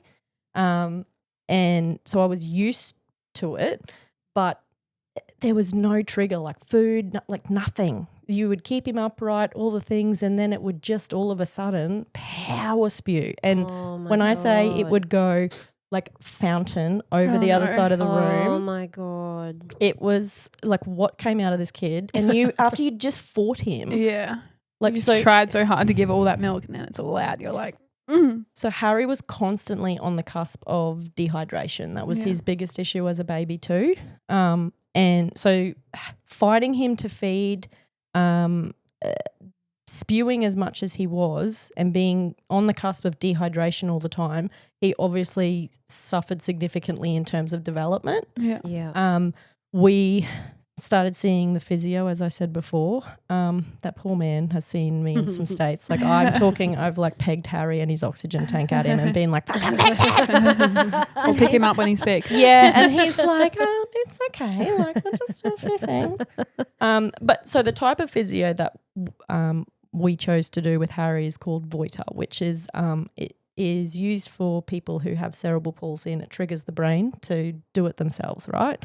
So it meant that I could see Simon a couple of times a week, but on top of that, I also had to be doing physio with Harry multiple times a day at home. So also making him scream many times a day. It wasn't that it was hurting him. He just didn't like being held down because obviously we were also holding him down to feed. Like he was just constantly held. And we still see Simon weekly, unfortunately. So poor old Baz, he's a very special little dude. He's just missing. You can see it's like watching a computer misfire. There's things that are missing in his brain, and obviously being born that early, things are going to happen. But yeah, he falls a lot too. So his feet are very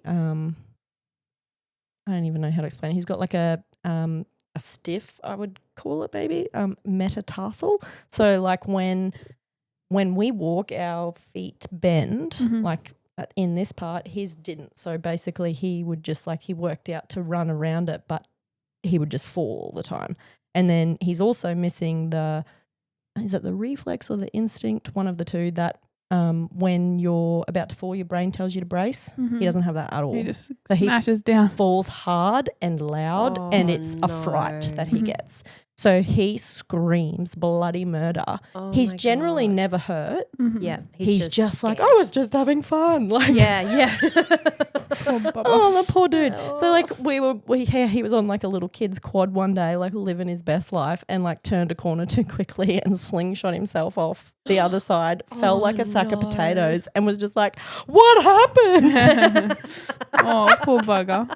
But so yeah, like Simon's like, oh look, it will develop with maturity, and I'm like, so when he's 40? Yeah, I was just about to say that. Are you kidding? He's like, oh, maybe 27. I was like, I think you're lying. Yeah.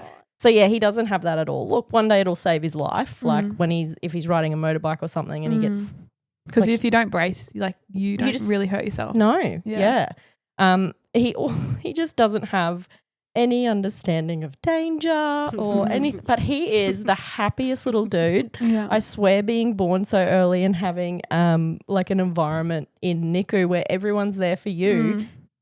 Everyone is here for Harry. He's just like, hello, like, hi, you want to be my best friend? Like, he lights up when he sees like anyone, like his excitement. If you're like, oh, Harry, I made you a Vegemite sandwich. He's like, did you? Thanks, Mom. Like, he just is like the simple things in life make that kid happy.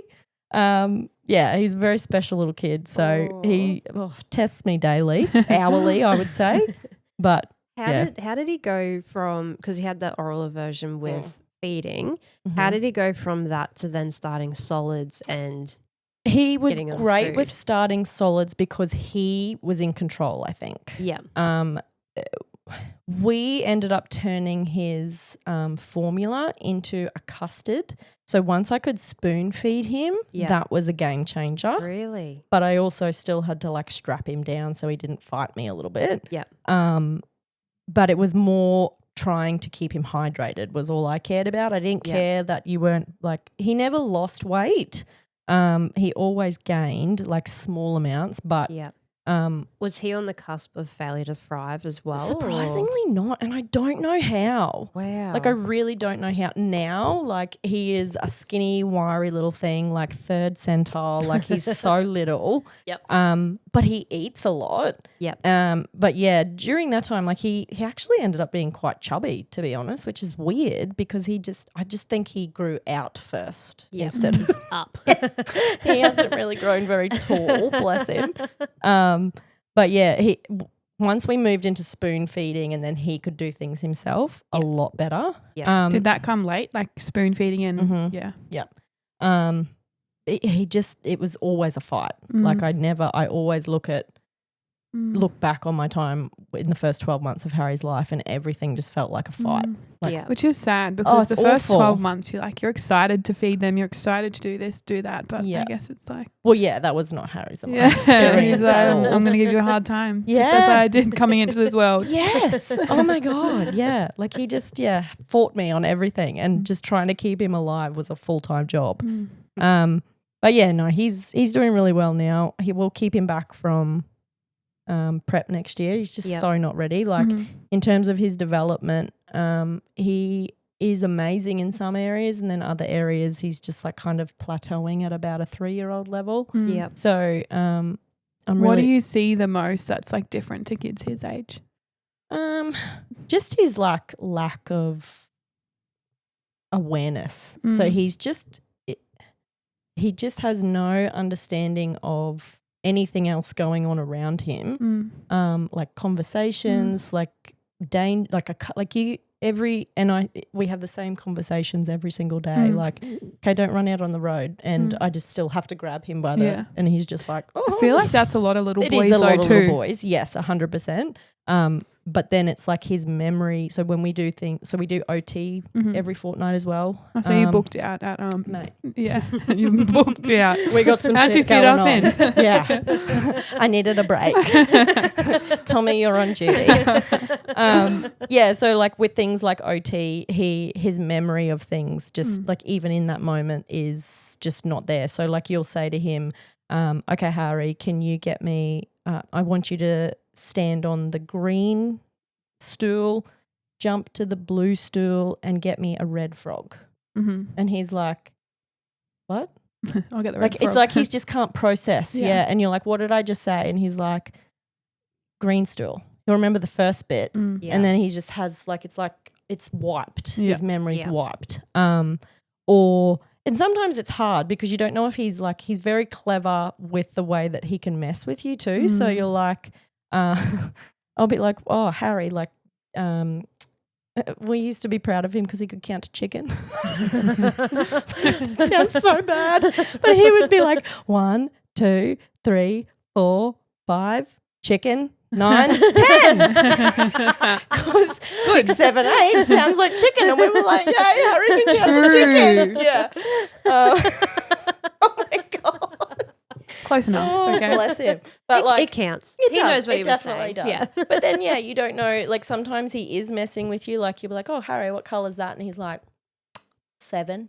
That's not a colour, bro. Yeah. Like what? And he's like, yeah, it's 7. You're like, you got Yeah, I'm like, you're taking the piss right now. Like, so it is, and he always does that for me. So I like have to gauge off what like professionals are saying because he'll generally perform for other people, right? Yeah. But say, like his kindy, like they do reports for him and everything. And then so when he was 2, even like we obviously went through the system with everything. He met the criteria at 2 for ASD level 2. Obviously, Addie's ASD level 2 as well. So we're a very spicy family. Neurospicy. Yeah, bro, the spice is real. So yeah, like, and he was diagnosed with global developmental delay. He was never fully cleared of cerebral palsy, so he at the very last assessment that they did, he scored 2 points below the cutoff, but he'd never received an official diagnosis of CP either. So we're kind of in limbo with all of that. Would it be easier if he was to access more things, or do you already have enough access? Look, we're very lucky that he's got an NDIS plan and has had since he was 1. Yeah. What I'm running into problems with now is that because he's never received the official diagnosis of ASD or CP or anything, is that people won't help or won't accept him into their programs because we don't have the official. Yes, the report all says it, and he's seen all the right people, but the pediatrician hasn't signed off on it. Yeah, so, and I mean, that's fine. We're working through that. We still see peds very regularly, like for both boys. So I've got an appointment soon, which, all the paperwork will be going through. But yeah, it's that we do a reassessment when he's 5 for NDIS, and I guess I'm a little bit worried that his funding will be removed because we don't have the official diagnosis. So yeah, I'm just pushing for all of that at the moment because he obviously turns 5 in September. So that's coming up very quickly. But yeah, so he's a funny little kid. He'll keep us guessing for the rest of our lives. But yeah, he was sent to us for a reason, I think. I just don't know what that reason is some days. You'll find out soon. Oh, man. Yeah, no, he's a very special little boy. He's joy and rat bag all mixed up in one. Yeah, that's so I love good. that. Yeah. How did he go infection-wise with his lungs and everything? So you said that he was on the ventilator for a long time, CPAP for a while. Yeah.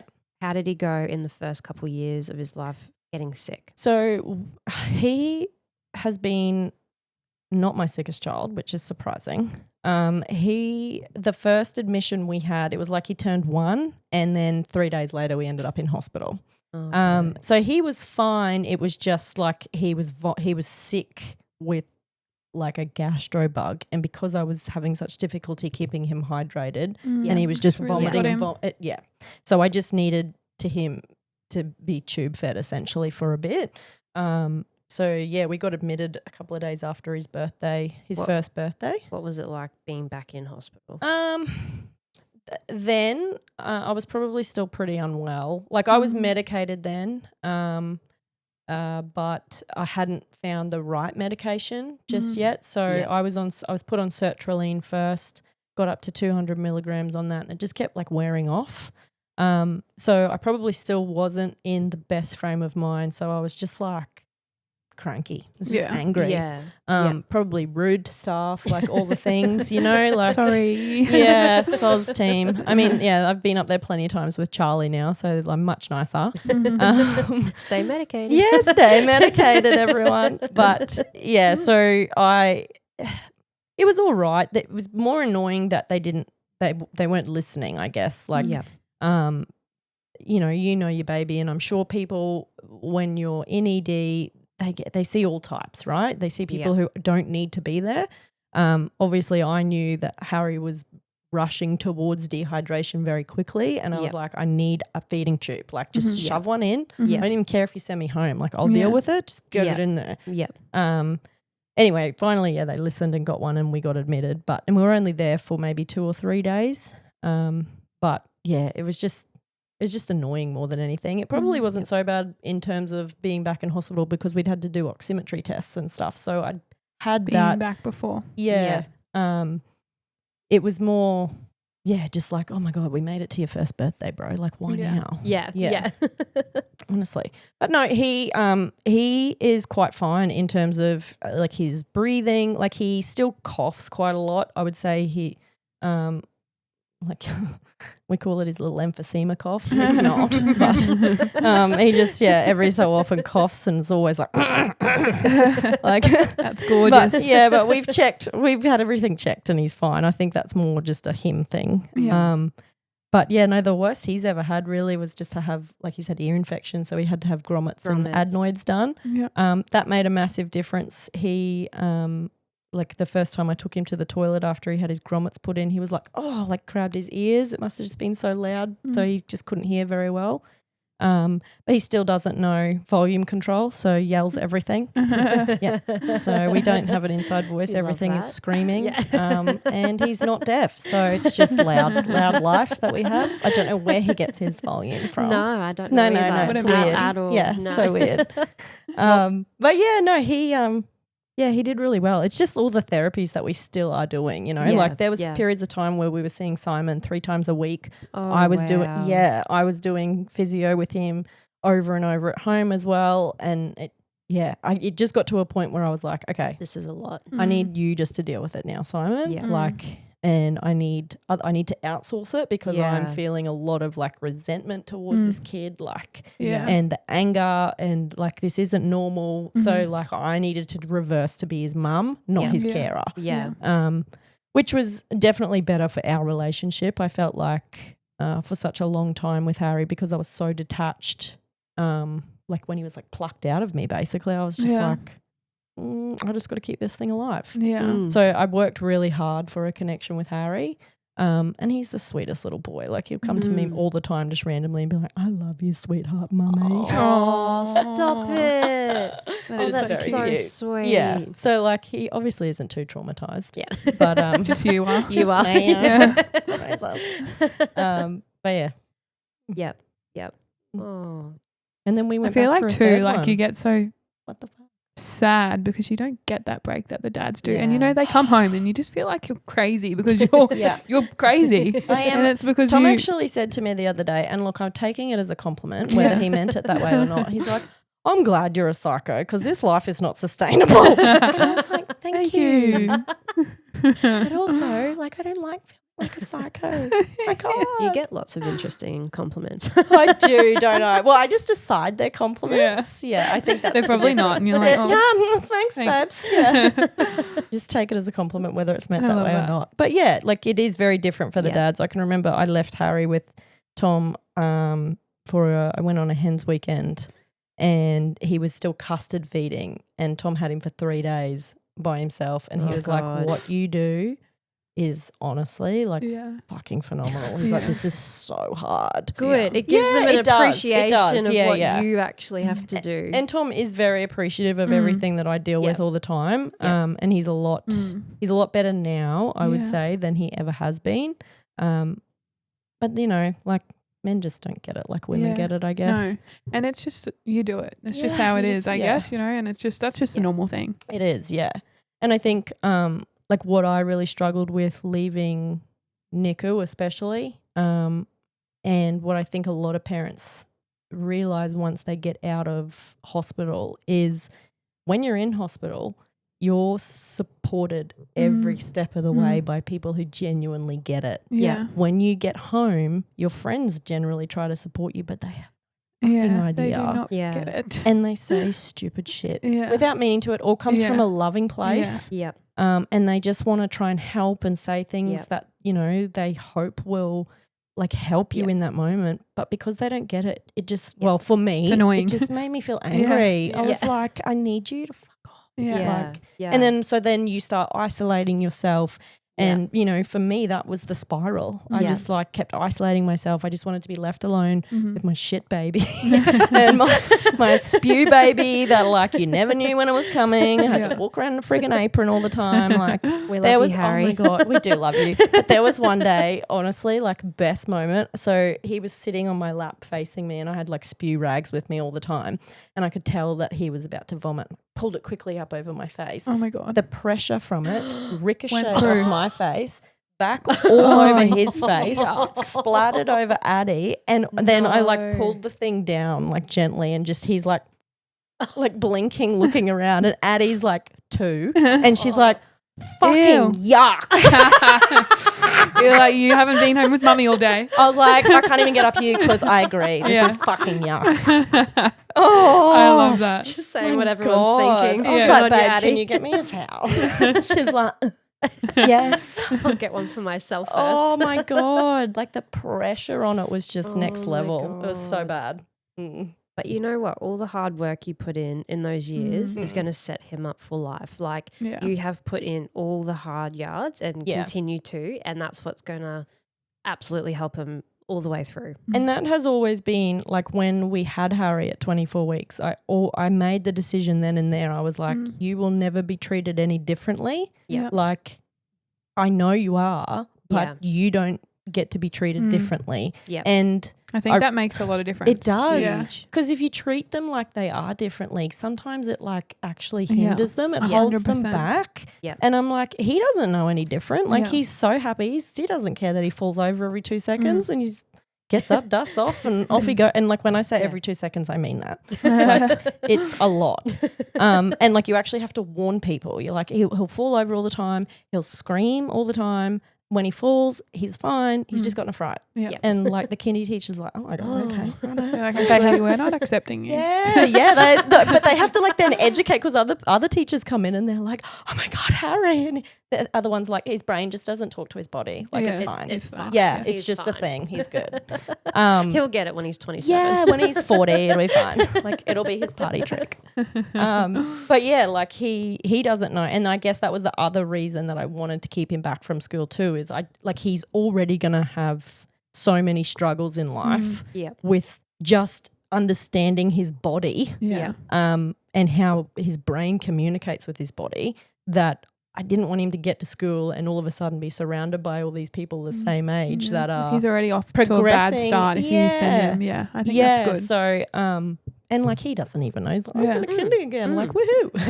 Yeah. So, and like next year, maybe halfway through the year, I might send Charlie with him like for a day or two to kindy, which like they'll love. Yeah, that would be good. Yeah. So I think like that in my gut, I'm like, that is the right decision for him too. Like he just needs time, which he's always needed. Yeah. Yeah.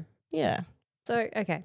Amongst all of this, power spewing, therapy, when did you decide Yeah. to have another one? I didn't. The universe decided for you. Yeah. So I never wanted Tom to get a vasectomy because I just didn't want it to be final, right? But I also didn't want to have another child. It was such a weird place to be in. So you did. I did. No. The smirk says everything. So I will say I longed for a normal pregnancy, normal birth, a baby that just fit in to our family, that I didn't have to like fight Work for my life every day with. Yeah. I longed for that. I also realized that was stupid because that's not a thing. So like I knew that would never be my reality. Also like pregnancy after loss outside of having a 24-weeker is so stressful. Like every single day you're riddled with anxiety. So it's like I just knew that was never going to be an option for me anyway. But we'd gotten to the point, I think Harry was like it was coming up to his second birthday. And I was like, bro, I'm done. Like, let's book you in. Like I've had enough. And he was like, yep, me too. I definitely don't want any more. That like 3-day hand strip that hit me over the edge. He's like, I've already done it. Yeah, literally. No. So, no, I'm getting ahead of myself. Before we got to that point, we had the wedding, a friend's wedding that we went to. And it was like the first time I'd been out in ages. And I was like ready to party. But I was like, I did my due diligence. And I was like, I am fertile myrtle over here, bro. So Leave me alone. I'm just going to mind my eggs, and you need to keep yourself to yourself. If we get keep home your later, two-headed tails to themselves. keep your boys to themselves, bro. Proper. And I was like, if we come home later tonight, like you need to be in charge and sort your life out because like I'm going to be in no fit state to tell you. And we all know when I'm drunk, I have no memory. I'm like, yeah, it's fine, no worries. So he was like, yep, righto, like planted that in the back of his head. No, the rest remember anything. Oh, not this again. But like the next morning I didn't like think anything of it. I just assumed like he was all over it. Like we didn't have a conversation about it or anything. Anyway, carried on with our lives. And then it was like a fortnight later that I was like, I'm so done. Like I hate these kids like in nappies. Like I'm done. I've hit my limit. And he was like, good, because I have to. Like, and then something in me was just like, go and do a pregnancy test. And I can remember peeing on the stick and saying out loud, you are a fucking psycho. Because like there was no like I had no symptoms. Like there was no reason to feel anything. And it was pink before it even finished going, wasn't it? Yeah. And I just like I put it on the counter and I was like, oh my God, I just like went and sat beside him and like stared at him for a minute. And he's like, what? He just like knew. He's like, what? And I was like, like, did you wear a condom the other weekend? And he's like, It's like you're 19 years old. yeah. He's like, I don't fucking know. What's wrong? And I was like, he's like, you just did a pregnancy test, didn't you? And I was like, yeah. He's like, is it positive? I was like, yep. And he just like sat there with his arms crossed. Like, This is your fault. oh my God. He's like, I don't know how I feel about this. I don't know how I feel about this. And then we didn't talk to each other for 4 hours. Just like coexisted. Just through the kids, you just like abuse Literally, each other through yeah. the kids. You're like, Oh my God. don't talk to dad. And then he's Stupid. like, literally, yeah, I don't even like it. We hate him right now. He didn't follow the rules. And then he came and like sat beside me later and he's like, okay, I've thought about it. Like, we can do this. And I was like, It's too late now. In what world? about? Like, we can do this? What? And how much of we is we Yeah. and how much of it is me? Anyway, and like it just, yeah. And I was like, maybe, like obviously awful thing to say, but like maybe I will lose it because of my experience. Like I've had more losses than I have successes. Yeah. I was like, well, maybe I'll have a miscarriage. Like, and then we both know how we truly feel and we can go get you sorted and like we're good. Yep. Yeah, no, that little bad boy held on. He's stuck in there. He was like, I'm coming to teach you a lesson, lady. That was one of the good sperm. Yeah, the one with not two heads. Oh, I don't know. I haven't met Charlie. But no, he's a little angel boy. He's perfect. Bless him. So, yeah, we found out we were having a little boy at 12 weeks and everything. We had a really, like, uneventful pregnancy with Charlie. It was so funny, though. We went in for, like, the 8-week scan, dating scan, and, like, Tom and I are just like dead inside from everything we've been through. And the girl was like, congratulations, like handed us the picture and we're He's like, oh my thanks. God. And walked out and we were like, oh, we're assholes. Yeah. Should have been a bit more excited, but fuck. Oh, we're just dead. Well, you don't know what we've experienced. She's probably like, yeah, I can see on the computer. Yeah. Just trying to get out of this. Yeah, probably. So yeah, we he stayed. I developed I got the cervical stitch put in at 14 weeks Excellent. to try and keep my cervix closed as long as possible. I then developed polyhydramnios, which is extra fluid. There was no reason for it. I actually came up here at 29 weeks to see the MFM. And he was like, look, there's no reason for it. Like, I don't see a reason why you can't go to 35 weeks or 37. I think they have to deliver when you've had a classical C-section. Yep. But You he know was what's like, weird? I always thought for like a couple of years when they did a classical section, like they cut the mum on this way as well. So every time a mum would come in, I'd be like, where is it? oh, on the outside, you mean? Yes. Yeah, but I think they used to do that, didn't they? So They did. They Yeah, maybe maybe used back to. in the- yeah. like, And you'd yeah. have like all your grandmas have these massive scars. Yeah. That's what I was Yeah. expecting. But Yep. Yeah, but I think that's how it was years ago. But that's amazing they do it internal now. So yeah, he was like, "There's no reason why I can't see that you won't go to 37 weeks." I didn't want to deliver at home. I wanted to be here. Yep. And he was like, "We'll get you back up here around the 34-week mark, and we'll just keep an eye on you with that fluid." And I was like, "Sweet!" Like, went home, happy with that, feeling confident, whatever. And then from there, I was just getting contractions all the time. So I would go up to the hospital at home and they would monitor me, like send me home. And they'd just be like, they're just Braxton Hicks. Yeah, and Yep. I'm like, I have had a 24-weeker. Like, can we not joke? Like, this Yeah. is serious shit. Yeah. Like, Can mum you would, check for the foot? yeah, can you have a look at my cervix? And Tell me it's pretty. yeah, tell me my cervix is pretty. Oh my God, I have a funny story about my cervix. Anyway, continue on. So mum would like, what do they call it? Like palpate? Like and feel like, she was like, oh my God, they're 6 minutes apart. Like, you have to go back up. Like, and they just keep sending me home. And then like, so I just stopped going up. At 30, I started to get, it's so funny. Like, at home, mum and I do antenatal workshops. So we talk about all of the early signs of labour. Idiot. I was like so exhausted. I had diarrhea like leading up to this, and I was like, oh my God, I just feel like a bag of dicks, really. Like, I just feel like shit. I just want to go to bed. Here you are teaching this, and you're Yeah, I'm teaching this, and I still didn't realize it was happening And to you me. missed every single one. Every single one.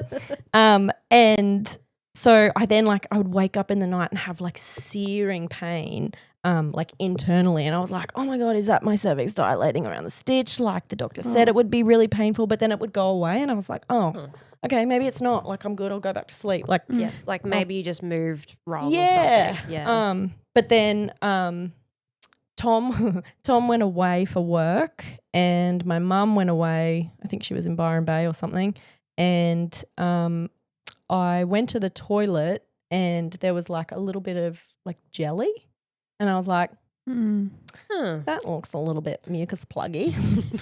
And I like sent a photo to my mum, and she was like, I think you should go up to the hospital. And I was like, I'm going to go to bed. Good night. I was like, it'll be fine because they're just going to send me home. How many weeks are you at this point? I was 31. So, So I was 31. What did I have, Charlie? 31 and 3, I think. So I must have been 31 and 2. Yep. And did I message Tom? I don't think I did. I rang my sister and was like, can you just be on backup tonight? I'm sure it'll be fine, but like just in case, just keep your phone on you. And it was like 7 o'clock at night. I went to bed because I was tired. The 2 kids are asleep. I was. you knew what the next day had coming for you. And then like 10:30 p.m. on the dot, I like open my eyes, look at my phone, and the gushing starts. And I was started running to the toilet going, okay, like trying to hold it in on the carpet. And I was like, oh, fuck my life. Like, why?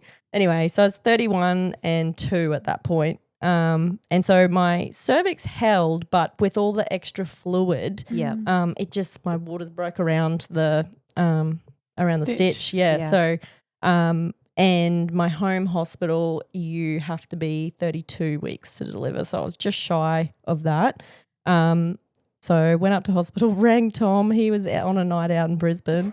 And I was like, hey, Joke's babe. on you. Yeah. Hey, babe. How you going? He's like, yeah, good till you rang. What? Because he knew. He's like, if you're awake, shit's going down. Like, and I was like, my water's broke. It's happening again. And he's like, oh, fuck. He's like, where are you going? I was like, I don't know. Like, it'll be one of the 2 places. Like, I don't know. Anyway, so I went up to the hospital. I didn't tell mum at this point. And again, same thing, the hospital in our catchment were like, oh, nah, I've left, so we'll come back and get you maybe tomorrow or the day after. We'll just leave you. Deja vu. Literally. So I was like, can you call this one? They like me. They know Yeah. And I was like, just see. Yeah. And so everything fell into place again. So I got sent to the other hospital again. So I was so excited about that. I was like, yes, I'm going back. Most people would be full traumatized, but I was medicated, so I was fine. Like, these are my people. Yeah, these are my people. And This is where this all started. yeah. So Tom stayed on his night out, just like obviously we were talking the whole time, and like drunk as hell got on a plane to meet me at the hospital. At 11 o'clock the next day. He hadn't slept, still drunk, bless. And I bet you rocked up smelling so Mate, drunk. he's and just like standing there, and I was like, hey, babe. And he's like, I'm not having fun. Like, this is shit. Oh, my God. you're like, yeah, so I can good. smell your breath. It's actually horrendous. Oh, man, so funny. But like, I was so excited to be back. Like, most people would be so like stressed getting rolled back in and up. It's like, oh, my God, I'm home. I feel safe. Like, I just knew that we'd be okay, right? Yeah. So same thing. What I had wanted with Charlie, in the hopes that we would make it to 37 weeks, I knew that I would have to deliver via C-section, but I wanted to be part of it. I'd had so many issues where I'd been like blocked out of my own uterus that I just wanted to be part of the birth. So I wanted to be able to pull him out. Yep. That's so cool. Yeah, so obviously being 31 weeks, we were not able to do that. But as we got wheeled into theatre, I worked out that I could see everything that was happening on the stainless steel above. Oh. So I got to watch his little face come out. That's it was actually the best amazing. moment. Yeah. So like, yeah, seeing his face like come out. And then like as soon as they lifted him up, I like grabbed the blue thing and pulled it down. I was like, I just want to see him. Like, I wanted to be part of it. There's such awesome photos of me like grabbing it. So yeah, that was really nice. He was 1.9 kilos. And so when he came out, I was like, oh, we're good to go, bro. Like, You're huge. your turn. Yeah, to me, I was like, we're sweet. Excellent. But yeah, no, he, like, in a lot of ways, Charlie had a way rougher NICU journey than Harry did. So he went to NICU and was put on CPAP, and day 2 he had a pneumothorax in his left lung, so collapsed lung, needing a chest drain. So he had that drain in for 3 days on a ventilator. And then he just he was just like a real huffy puffy baby. Like I can remember being in special care and talking to one of the doctors, and I was like, I'm not going home with him breathing like that. Like, he wasn't on any breathing support, but I was like, if anyone else sees him breathing like that, we're going to get transferred somewhere else. Yeah. So I'm not going. Like, and yeah, obviously having known me, they were like, yeah, like 100% we'll keep you here. I don't want him going with you like that either. But we ended up, he was in hospital for 6 weeks, which was nice. Nice. I mean, a breeze. I definitely, like, for people who are a first time preemie parent having a baby at 31 weeks or anything, like, horrific, awful. But for me, my second prem, having him at 31 weeks, it was like a holiday. I was like, catch your team. I'm going over here to recover. You got this. I'm out. It was the best.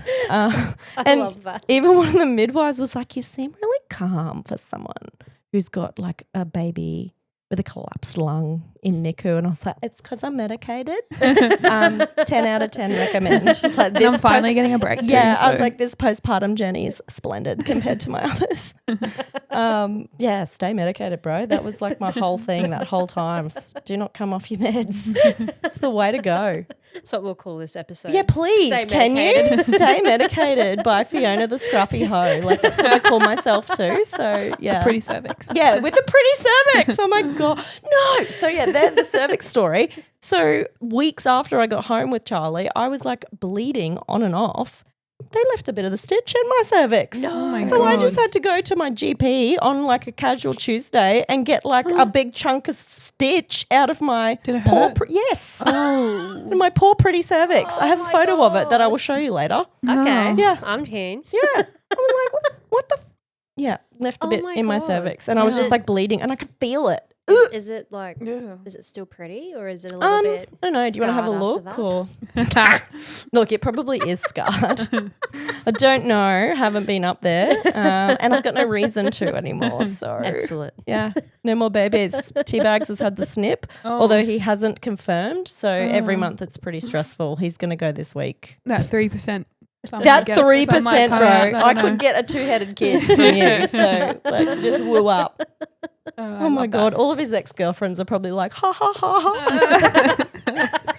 Imagine if they listen to They're this. like, Oh my dodge God. that bullet. Yeah, nailed it. So good. Oh, poor Tommy. Bless him. He's so cute though. I I know. always remember him. He'd always be by your side, just doing anything you needed. Best. He's Yeah. so good. He's honestly the sweetest man. Like, he's the best. I We wouldn't want to love do you, it. Tom. Yeah, I do. And if I didn't love you, I wouldn't pay you out. So he knows True. that. It's my flirting, right? My She subtle loves your bullying. two-headed, Yeah. three-tailed, whatever they are. Yeah, your little swimmers. Your little swimmers, Love bro. them. Love them. They got us. What did he say to me the other day? He's like, fuck, your kids are a lot of work, but you do make cute kids. Yeah, well, I try. They are a lot I love of how work. he's like, you do. Yeah. It's Yeah. all me. Yeah. You've got the 3-headed sperm, bro. Whatever. Maybe that's why they're spicy. So tell us a bit more about Charlie's stay. So he had the pneumothorax, had a chest drain, was on the vent. Did he then go back to CPAP at some stage after coming Yes. off the vent? So he went to off the vent, they put him on high flow. Yep. And then from high flow, they tried him on subnasal for a bit, but he didn't like that. So he stayed on high flow for, I think, 2 weeks. Yep. Maybe 2, maybe 3. Second one, you forget. Yeah. I didn't Love you, write in Charlie. his journey. Yeah, no. I was just like, yeah, we You've got clocked this. out at this time. You're Yeah, like, yep. I was dead inside. Yeah, so, and then he moved to, he wasn't on subnasal. I feel like he then went from high flow straight to room nothing. air. Yeah, I think Yeah. he skipped subnasal. But yeah, the high flow was rank around their mouth and stuff Yeah. and hot again. God, just don't do hot. Just heat. This whole thing has Can you just see been that a I'm heat like issue. sweating right now. The Are you aircon's on in actually? here, and I have a sweaty upper lip. Like, yeah, big red doesn't do well. It's a lot. Oh my Yeah, and when God. we were here with Harry, it was the middle of summer, so I would like walk from Ronald McDonald House Oh my over, God. be expecting like night. Like hospitals are notoriously freezing. Yeah, Not no, in not in NICU. NICU, no. But all of you guys would be walking around in jumpers and stuff, and I'm like, I'm dying, team. Don't I talk feel to like me. though after you have a baby too, you always get sweaty. You're Yeah. like, did I just pee myself? Or Yeah. am I sweaty? Yeah, pee yourself or like just a bit Probably. of bloop. You know, you never know. Yeah, the discharge is real. Oh yeah. It's pretty though. It's so pretty. It's really glamorous. Having a baby, so fun. Something to look forward to. Yeah, like blessed. Kids are the best. Yeah, I can tell. Yeah. Look, I have identified that I don't have the best temperament to be a mother. It's too late. Okay, But you've look, got 3. yeah, I know I've overbred, but I work really hard to keep them alive. So You really do. That's all. I do You really actually. do. It's your whole life. It is. How did you ever get time to write a book? Yeah, actually, tell us a bit about the Yeah, book. tell us about the book. Well, yeah. So it's I started writing the book after our third miscarriage as like a form of therapy, I guess. So it's in like 4 parts. And then I stopped when we had Addie, and then started writing again when we were here with Harry. It gave me like purpose, right? So like I'd obviously write with what I wrote for him in his little journals, it was like directed to him, whereas writing my book was like my feeling, like what was going through my head, like all that sort of stuff. I didn't write about our NICU journey, mainly because it would probably be a book in itself, if I'm honest about it, if I really like went back and dove into it deeply. Yeah. I more wrote like about my journey with like infertility, obviously being diagnosed with secondary infertility after I had Addie, between the 2 kids and all of that. And a lot of it is a deep dive into my mental health around having kids.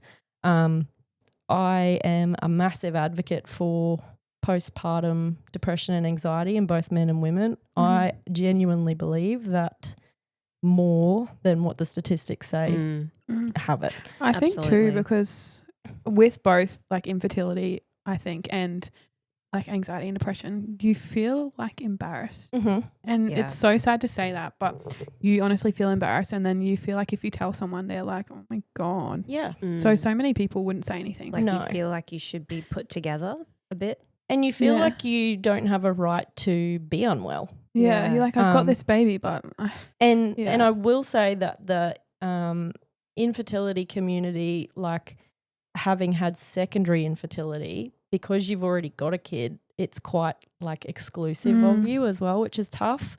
Yeah, I'm grateful that I had a baby, but that doesn't take away from the fact that I'd love to have more, or Yeah. that I'm still What I'm suffering just as experiencing much right now, yeah. as you. And I'm not saying that like I'm not diminishing what you're going through.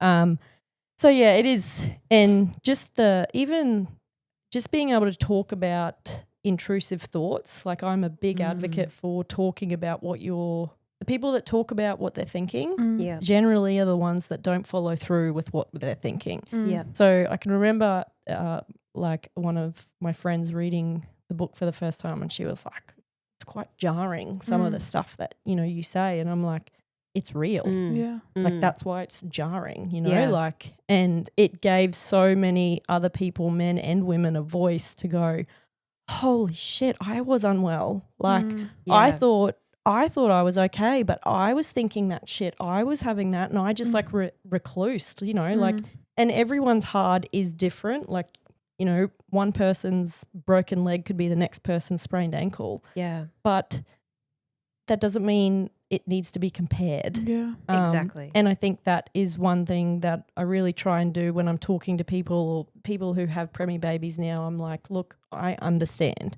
Yep. I'm not going to tell you my story, but I get what you're dealing with. Yeah. And it's hard. Yeah. And Like- you're allowed to feel this way. Oh my I think. God, yes. Or even just like anyone who's had a baby, and, if you have thoughts that are like, oh my God, what would happen if I just like threw them? Yeah. You know? Like that's very real. Yeah. Like, and no one talks about it. There's groups in the Gold Coast that mums meet, but they're not allowed to meet where there's stairs because a lot of them have intrusive thoughts about throwing their baby down the stairs. Oh, wow. Amazing that they're so supportive of that. Yeah. Yeah. But it's also so very real. And like an intrusive thought could be anything from, oh, I don't want to pick my baby up anymore, to something more serious like I was having with Harry of, okay, how can I hurt him enough that he ends up on one ward and I end up on another? Yeah. Yeah.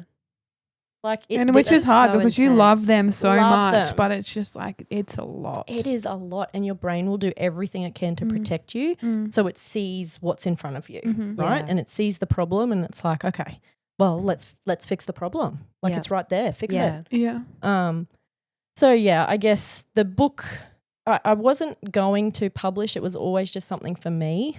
It wasn't until I started having more conversations with people about like what they were experiencing and that people weren't talking about, you know, what they were going through. And then I got Simon, the physio, to read it, but he, I felt, was biased. Simon is like a key part in this story. Simon is like my other husband. Yeah. Like, sorry watch to out, his Tommy. wife, Jackie, love you. But also, like, even Tommy is like, have you asked your other husband yet?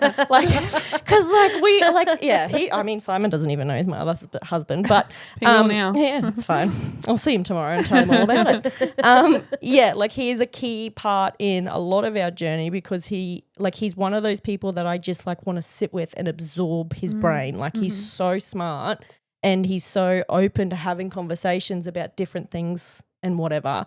And he's just dealt with me in such shitty places. Yeah. Like I've been so rude to him. I mean, you can imagine. He still loves you. Yeah, and he still like accepts, like just like meets me where I'm at. And I think that's a big part when you're dealing with mental health issues is you just want people to meet you where you're at, I guess. And like that's something that I try and do for other people. But so he read it and he was like, this is amazing. Like he read it in a day and I was like, yeah, but I feel like you're biased because you know me, right? So I was like, can you get your wife to read it? Because she doesn't know me. She's never heard me talk. Like, because that was the feedback that I got from people is that they could just hear me talking. Yeah. And I was like, yeah, but you all know me. Yeah. Anyway, she read it and she like gave me amazing feedback and she was just like, this needs to be published. And so I was like, oh, okay, maybe I do have something here. So I like went forward with self-publishing and had an amazing publisher from South Australia help me with everything. So funny because it's considered a memoir. They were like, now would you like a portrait of yourself like on the front cover? And I was like, fuck no. I was like, lady, I refer to myself as a scruffy hoe. So I need you to understand like no pictures of me, babe. And like, what don't you get? I'm not okay. I'm not going on this book. We don't need that. So what ended up coming back, I laughed out loud when they sent me like a picture of the cover. It's like this screaming mum and a screaming baby. And I was like, oh my God, that's me. That's good. And do you know how many other mums messaged and were like, oh my God, my toddler just said, is that you, mummy? I'm like, feels, babe. Oh, man. So, yeah, like it just became something that I was like, I don't know if people are going to read it, but I wanted to do it for myself. And what it turned into was amazing. People having conversations, people messaging me who had lost babies, 30 years ago that they still hadn't dealt with. And I was like, oh my God, like you're still carrying this. Does anyone else know that? And they're like, no, like I just never talk about it. Or yeah, I think it just gave a lot of people space to go, holy shit, we're not all alone. Like, and even for me, like I have the most amazing support around me and yet I still was So ready alone. to leave this earth. Yeah. Like I was done. I was so ready to just go. So yeah, it's sad that people get to that point. But yeah, one thing I think I've worked out too is you just don't realize how much women need women as well. Like we are so blessed that our partners are so much more involved than they've ever been. Yeah. And not for any lack of their own. They try so hard to be there for us, but they just don't get it. Yeah. Women get this shit so much easier. Yeah. And there's something in just women talking that is a dopamine hit or that oxytocin or like Fills it your fixes cup. you. Yeah. And I guess it's the same for them when they go like to go play golf for the day or go motorbike riding for the day. Like they need their man time as well. But I think a lot of, the village life has been lost on women not being able to be around each other anymore because we're all just by ourselves, like going, oh, I'm crazy. Yeah. What would be like the few things you said to a mum that felt like they were going down that path? Like, what would you tell them to do? Or like, what was your first signs that you were like, oh my God, like I'm not okay? My intrusive thoughts just kept getting worse and worse. So I would be thinking things like, and they would become more common. So I would line up a pole while I was driving with the kids in the car, and my head would be like, do it, just do it now. Wow. Or I'd look at them both and just be like, you two would be better off without me. I don't need to be here anymore. And I'd just start thinking of ways that like I could get rid of myself and how I could set them both up and Tom up. Or like whether mum would have the kids or it just kept getting louder and louder, I guess. And I kept going to, like, I talked to my therapist about it and she was like, yeah, but like you've been through a lot. Fucking hate that sentence. And I'd go to the GP and like, we'd do all my bloods and make sure everything was fine. And I remember sitting in the GP's office and she was like, oh, everything's come back perfect. And I was like, so I'm just fucking crazy then. And she was like, oh, but Fiona, you have been through so much. And I was like, Oh my God. I fucking lived it. Yeah. I know that. Yeah. That doesn't make this normal. Yeah. Like I shouldn't be, like one little thing shouldn't ruin my day that I can't pull myself back together. I shouldn't be screaming at my husband over corned meat. Yeah. like rage infilled screaming. Like it's not just like an argument. It's like I am going to kill you. Yeah. Like I shouldn't be terrified of what I'm going to do to my kids. I shouldn't be like that. That doesn't feel normal to me. So I'd walk out just going, fuck. Like, it wasn't until my mum ended up contacting the GP and was like, you need to get it. Oh, my mum's the same. She's like, she's out the front and you're going to deal with her until. Well, my mum could see how bad it was. And like Tommy could see that I was unwell, but because he could get me laughing and like, that's one thing in our antenatal workshops that we do. He comes and talks as part of like the partner. I know, we love him. So he comes and talks as like from the male's perspective, what it's like with a partner that has postnatal anxiety and or depression and the signs that he saw that he didn't realize. So like he could get me laughing, like he knew I just needed sleep, but he didn't see all day. And he would judge the day by how many towels were on the floor from Harry projectile spewing, and he'd just come in, like pick up all the shit, like just start cleaning and trying to help me out. But I think I previously had been medicated for depression as a 19-year-old, and I was just like numb, like on another planet. So he was advocating for me because I was like, I never want to be on medication again and feel like that. So we would try all the things, like I would exercise every day, I would eat really well, I'd prioritize sleep, I'd do things for myself, but I wasn't getting better. I was getting worse, really. It was just like completely, I think I was already too far gone for any of that to be effective. And it just got to the point one day where I just like broke down to him and I was like, I'm done. Like, I can't be here anymore. Like I don't want to be here. And he was like, oh my fucking God. Like, he moved mountains to get me to a doctor. We got the medication, and it wasn't until I then like saw a psychiatrist that we changed my medication and got me on what I'm on now, which I do think is probably starting to wear off. Probably need to go and do something about that. But if it means that I can have a little bit of patience with my kids more than I normally would, I would happily stay medicated for the rest of my life. To never feel like that again, so out of control and beaten up by your own mind. It's not a nice place to be. And I just don't think postpartum was meant to be done alone. And I don't think postpartum was meant to be done without women who've done it before. And unfortunately, that's the world we live in now. I think it's crazy too, because I look back at that time and I didn't know you guys very well, but I see news all the time around the NICU and I looked at you like... Oh, you'd never know. You would never know. No, you would never know. No, 100%. And I have... Yous look like the picture of like a perfect family, you know? And you didn't know what was happening behind those. I guess I've worked out that I present myself to the world in a way that is funny. Yeah. So like I can like take the absolute piss out of myself or say exactly what I'm thinking and people think I'm like being funny. Yeah, and I'm like like you're joking. I'm like, yeah, but also like I'm like ready to die. So cool. And I don't like I mean that, but at the same time, like, it's not. And like I'm like, coping. Yeah, it is. It's a coping mechanism. So it was never at the it was never the fault of my therapist or the GP who didn't see how severe it was. It was just like more of a there's just a gap, I think.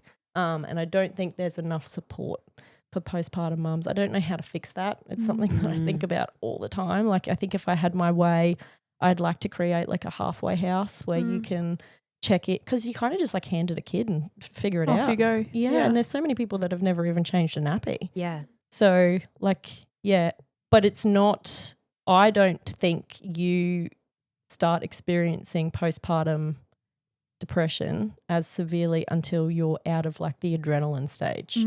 So, you know, people always talk about the first 6 weeks. Yeah, you're running on survival. But I feel like 4 to 6 months is when it really like digs its claws in. Yeah. And and because you're out of that phase, you're trying to like work through it yourself, and you're like, why do I feel like this? So you don't talk to anyone. Whereas I think if, you know, you're around women, you can actually go, like why am I suddenly... You would have to be the person that actually said it and you were confident about that, because you don't, like even with my friends now, we joke about stuff and then we're like, well, I'm not actually joking. Like I'm being serious. And they're like, actually, same. So you don't, you have to be somebody that's like, this is how I'm feeling, and like, am I normal or am I not? And 9 times out of 10, your friends are feeling exactly the same. Yeah, exactly. And I think, and it's insane to me that, you know, what women go through, you know, day 3 postpartum, you're essentially going from having all these hormones and you just plummet to nothing. And it's like, you're just expected to function in the world. And breastfeed every 2 to 3 hours. Oh my God. And cluster feed. And Whereas like you then have cultures where, you know, the mum moves in for the first 3 months. Like, can I be part of that, please? Yeah. Like, put me in that family. Oh my God, seriously. Cooking you food, doing all your cleaning, helping with the baby. And like first baby is fine because, you know, the partner can do a lot of that. But then when you've got 2, like you've both got 1. And then when you've got 3, they're off with the other 2. So you're kind of like doing it by yourself. So it's, But also stay medicated is seriously, But also your partner has to go back to work. Yep, exactly. They can't stay there the whole time. No. And so during the day you're by yourself and then going crazy. Yeah. It is. It's a very motherhood I've found to be quite isolating in the first couple of years, but I do also think like once you find your people that you can talk to, it without it being like a competition or comparing or people that actually like hear you when you're talking. Because, you know, there's so many times that people will be like, oh, you know, like, why is Harry like that? Or why has he got glasses? And I'm like, oh, well, he was born at 24 weeks. And they're like, oh, yeah, like my cousin was born at 35 weeks. And I'm like, love that for you. Really not the same. But like that used to really make me angry. But now I'm like I have done so much work to heal with Harry stuff that I'm like, you just brush it off now. Yeah, I'm like, it's more of a reflect. You haven't dealt with whatever or your cousin hasn't. They're just trying to relate to you in a way. Yeah, exactly. Yeah. And I'm like, it's not the same thing. But that would have been tough. Yeah. So with releasing the book, did you ever feel, I guess, anxiety, but did you ever feel like scared about releasing that and having your thoughts published to the world? Like, did you ever think that's scary to actually have those written out for everyone to read? Not really. Probably the scariest part was more like I just didn't want it to have an effect on the kids. Yeah. So like me, I'm fine with, and like that's what people say. They're like, oh, can you write another book about like where things are at now? And I'm like, I don't want to write about the kids. Like I wrote about them coming into the world and how like I was feeling during that time. But if I write about them, I don't want them to then have to read it and deal with that shit in therapy. Like, come on. So no, I am pretty lucky in that I kind of don't really care what people think about me. Like I'm loud and proud of who I am as a person.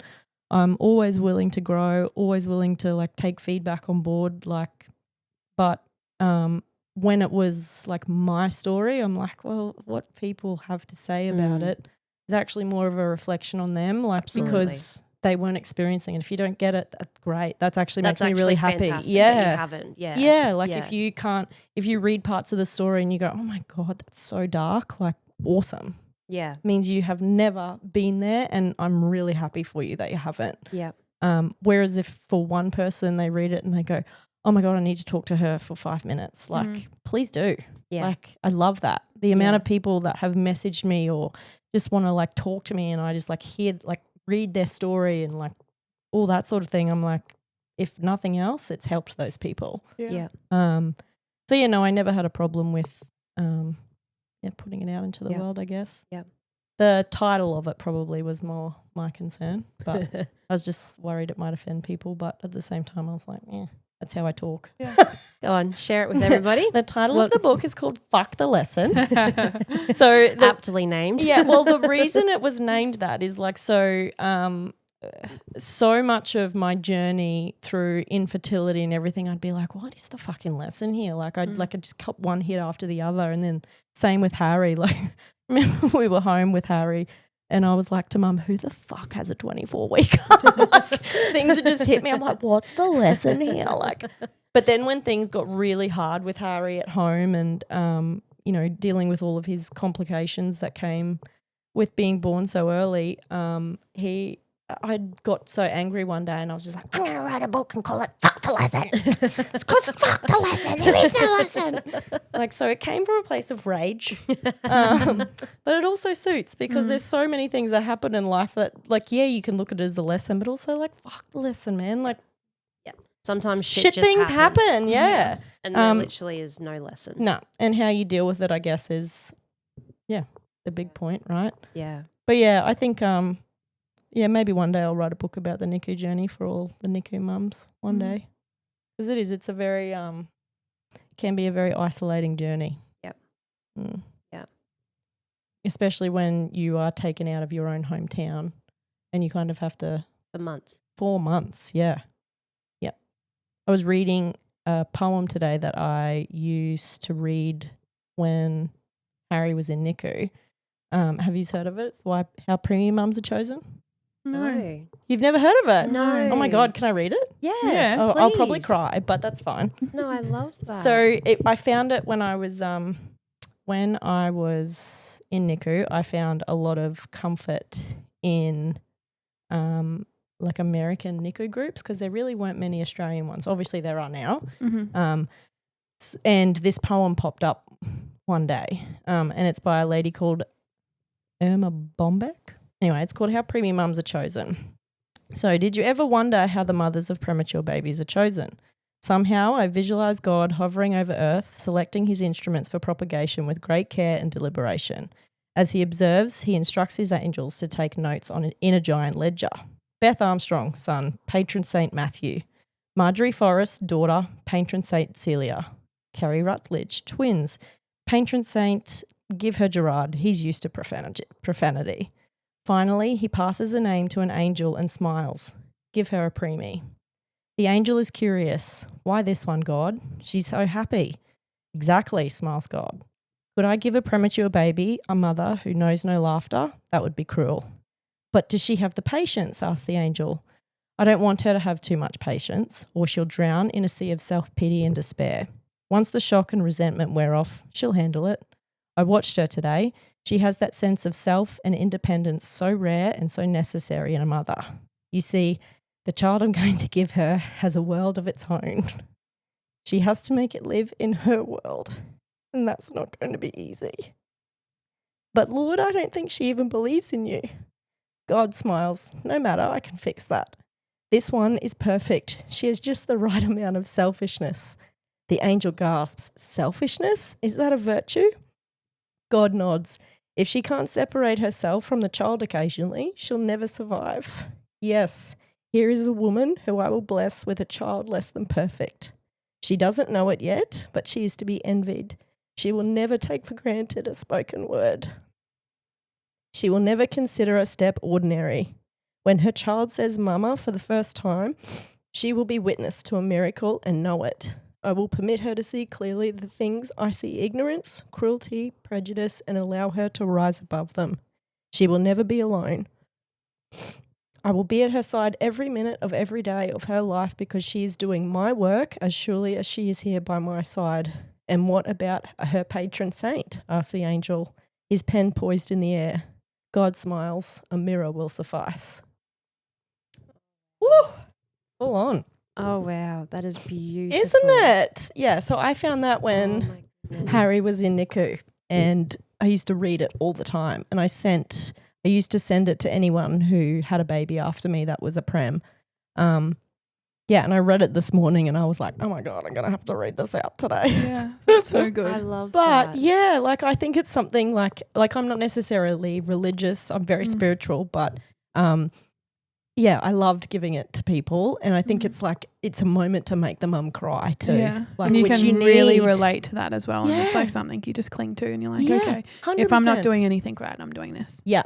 And you need those moments, especially in NICU, where you just like sit and cry, like not necessarily over the baby or over the situation, but like to get it out. Like I used to, I'd shower every morning and every night and I would play one song and it would just like make me bawl my eyes out. And it was just like a reset, you know, like, and it was those little tips that you'd get from these American pages of NICU mums that I was like, oh my God, I'm going to use that. I'm going to use that.